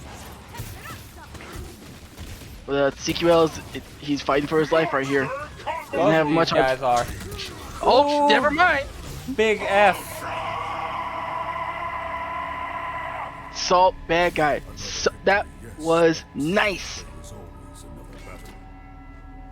Okay, and now we're getting the winners finals run back. So Salt Bad Guy, stay in the lobby. I can't revel in how sweet that was. Not even for like a second longer. I gotta go right to grand finals. I mean, you don't have to get anybody though. Mm. You can revel for this. Revel until Guado gets here. Guado's prompt though. Yeah.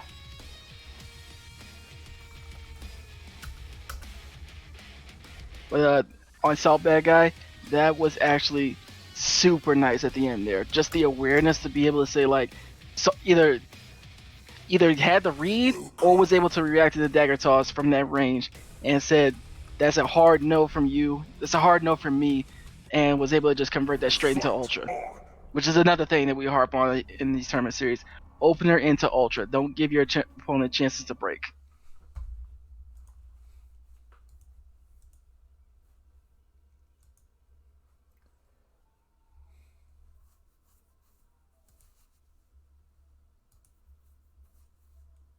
So now, it's going to be a TJ and an Arbiter fighting out in grand final.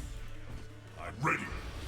If I'm honest with myself, I kind of thought that Guado had the expectation, the experience to get to this level. Salt Bad Guy has been playing out of his mind actually, so I am not surprised at all that he finds himself in this situation either. Oh yeah. Oh, he just had enough airtime to get the recapture, just enough.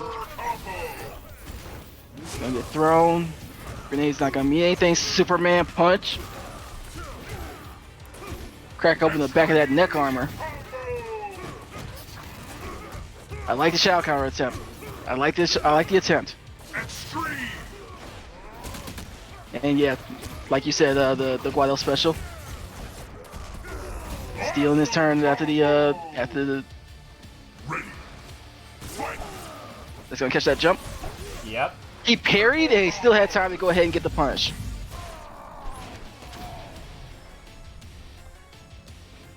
Ready. Fight. Ooh, Yeah. Stuff that power line.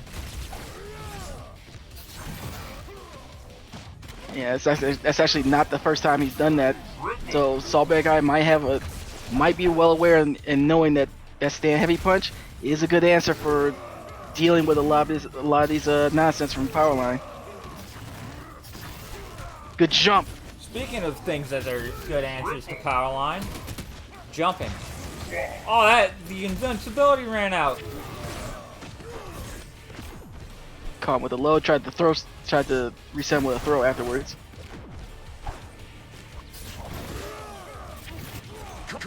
Yeah, that does start a combo, so it is breakable if he goes for a second one. Oh, he Good parried it. And he got the lockout. This should be dead. I spent the bullets. I would not have gone for the grenade. I would have spent the bullet. I think he just realized that he missed the thing. Oh. Powerline only has one hit of armor, right? Just one. I think he had enough bullets for just to just eat through that Powerline armor. I wasn't aware. I didn't look and see how many he had. I saw him with the jump, and I was looking for him to actually to kind of stay grounded and put up the stop sign with the stand heavy punch like he'd been doing. But Guado caught him out of the air with it. Welcome. Yep. Fight on.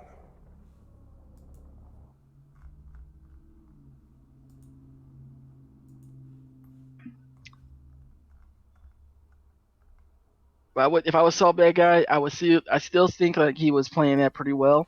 I'm especially impressed that he was putting up the stop sign with the stand heavy punches for a lot of the power line shenanigans. Air So- target combo again. Mm-hmm. And yeah, he broke it. Did not want to deal with the nade setup. Clipped him. Nade. And yeah, broke it again. So that's like 2 grenades for no return. Oh, the little shake and bake jukes here, the little shake and bakes. You know what? I can't fault him. That was actually a pretty good call. Guado just didn't bite that time. Advantage ender. Gonna be able to link from that, but he broke it. And yeah, just had to guess on the manual follow up. Raw Vortex gonna take that. Extends. Oh, this might be just a full on thing. Big Yep. ass damage.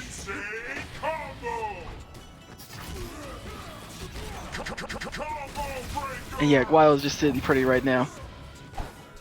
I'm trying to just look for a point to key in with these straights. But instead, he's just gonna get the flip out, rolls under, and gets the mix. Nice.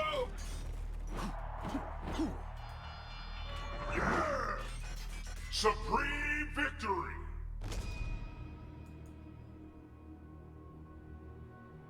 Now, Guado's on the winner's side of winners finals, Yep. right? Sorry, grand finals. This is here, right? Yep, Guado's winner's side. I totally forgot to put that up. Oh, the winner loser Yes. thingies. Okay. Welcome. So Salt Bad Guy is fighting for his term of his life here, and to not have this be a 3-0 in the end here. Yep.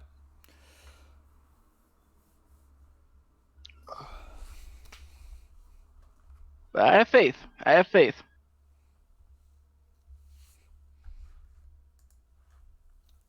Kind of like the tag says, words so easy.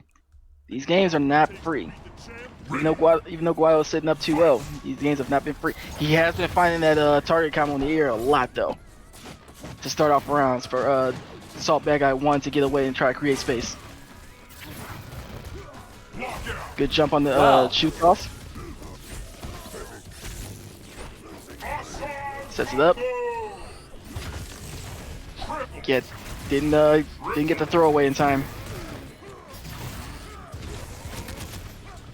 He was patient before, but just did not want to let him have the turn there. Stole his turn with the vortex. And throw might take it. No, he's gonna spend the meter and do it instead. I don't think that's a good usage of Perhaps not, but it still took the life bar. It did take the life bar.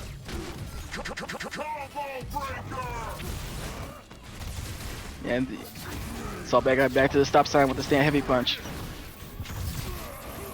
Oh, he wanted to get the command grab. He still wants to get the command grab. Bring him back down, but he blew out the combo though. A little bit too early for the Shao counter. And Guado's up here mixing. Wants to take it right here, right now. Death. And he does. That is.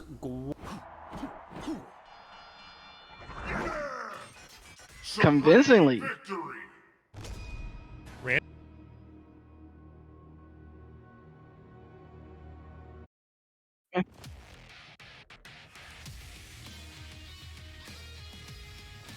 Oh, I thought you were like still having stuff where Guado's or somebody's music was coming up on your stream or something.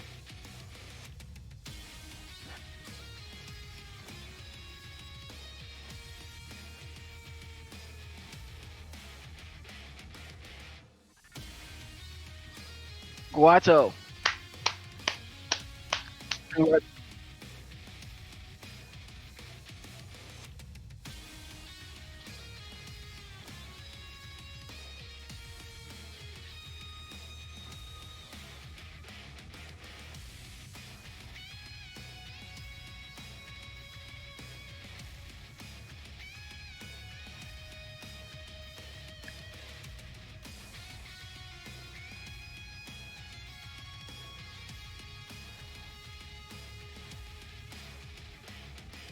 Yeah.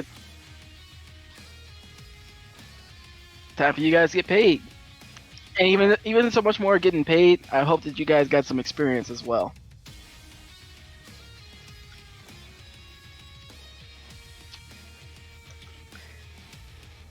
Nah, I did. I got to sit back and chill, watch a couple cool matches, see a couple characters that I don't get to see personally too much these days. So I'm content.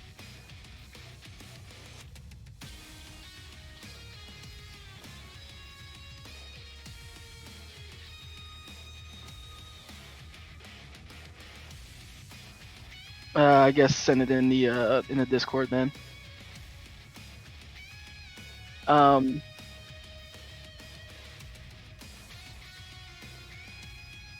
know this is the point where you usually try to like go over like stuff that people could be doing better and stuff like that. I actually think at this level, you guys, every one of you guys that played today, are at a level where you should be looking for some of your own answers as well.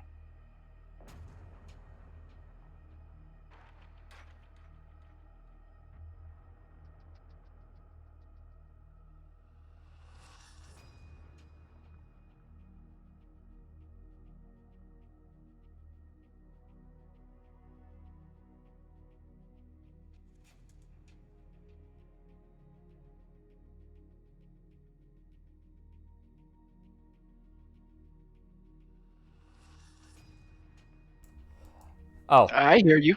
I don't think they could hear me. Anyway, look, even if you're like going 0-2 in the normal Killer Initiates tournament, you should also be looking at like what can you improve on, because that is also a skill you need to improve on. This week we've been going over tons of we've apparently been talking about skills you need to improve on, like looking at what your opponent is doing mid-match, looking at what your opponent is doing like thinking about what your opponent might do, right? Looking over replays. I can't remember what all we looked over, but we talked about a bunch of things during the main Killer Initiates tournament on Thursday. So go look at that VOD. I mean, all I would say is just that the whole thing with learning is like a never experience. There's almost always something that you can stand to sharpen up and to improve on. It's sort of a never-ending road with a lot of players in fighting games. There's always something that could be looked to be sharpened up, improved on. That's why you see players like even though it's not the right game, you see players like Daigo, who is like plus 30 something years old, and he is still competing and hanging with people that are like half his age, because the man just like continues to go out and try to find answers and to find like ways to compete not only with his main, but just with every character that comes out. Apply some of that to your own training regimens. Yeah. You can definitely look at the stuff that people are telling you on commentary and people that are telling you in chat and stuff like that, but it also doesn't quite beat just going out and like looking over the games, or just sitting and asking yourself, what did I do right? You should always ask yourself what you did right. You should always not just like completely just focus on what you did wrong, in my opinion. But continuing to like find the ways to improve in your game. It's a never-ending road, and it's something that you can find a lot of different outlets for, between Discords, knowledgeable players in Twitch chat, commentators, other players of the same character, other players that are of a better skill level than you are. It's a never-ending road. Yeah. Past that, I really don't got much else to say, because like I said, coming into this particular tournament, I look at each and one of these players as being at a level that is competent in tournaments at this point. So at this point, I think that, like I said, with finding your own answers, also going ahead and finding your own ways to kind of, feel good about yourself and your tournament performance, or to just like, yeah, I don't know. If you came away from this tournament not feeling like you played at your best, or not feeling like the performance that you put on was the one that you could have put on, go ahead and find a way to address that and to come back and do it again. But you won't be able to do this particular tournament for at least another 8 weeks, if Gabe decides to do it where you guys get a chance to come back. Yeah, I'm sorry. I'm doing a bit of TO stuff. yeah, I'm like trying to get this Matcherino stuff set up because I still don't know really how it works. Mm. And like I haven't played around with it. Well, I'm gonna leave you to that. The only other thing Yep. that I guess I could say is that there's definitely other tournaments for you guys to go ahead and cut your teeth on, like I always say. There's Digital Havoc. There's Trash Babies new weekly on Wednesdays. There's Glizzy Wednesdays. There's the KI World Cup Tour that's going on, where you can actually, even between just playing in those events or watching events from other parts of the world, like with the Eurostar tournament that happened just a couple days ago. Or I know some of you are just straight insomniacs, just watching some of the ones that go and play in the Australian/Japanese circuit. Other than that, Gabe, I got nothing else. I'll leave you to doing your Matcherino duties, but I think we're done here. I do as well. I will see you all on Thursday. Yep. VOD will be going up in a bit on my YouTube channel. The next Killer Initiates bracket is going to be on Thursday. It's Killer Initiates number 10. And I'm also going to be putting that into the Bracket Links channel because I forgot to do that on Thursday. And then on May 9th, which is going to be... we are in May, so I don't have to scroll down. Which is going to be on Sunday, May 9th. We're going to have another tournament at 2 p.m. in the afternoon CST. So, if you can't make it to the one on Thursday, we're going to have one on the 9th. I will say, right, if you're expecting, that there won't be a Killer Initiates tournament on the 20th. I've got to go really far away from my house to get that, so I'm not going to have that. But other than that, I don't really have anything to say. So I will be seeing you guys next time on Thursday. All right, I'll see you guys then. Peace.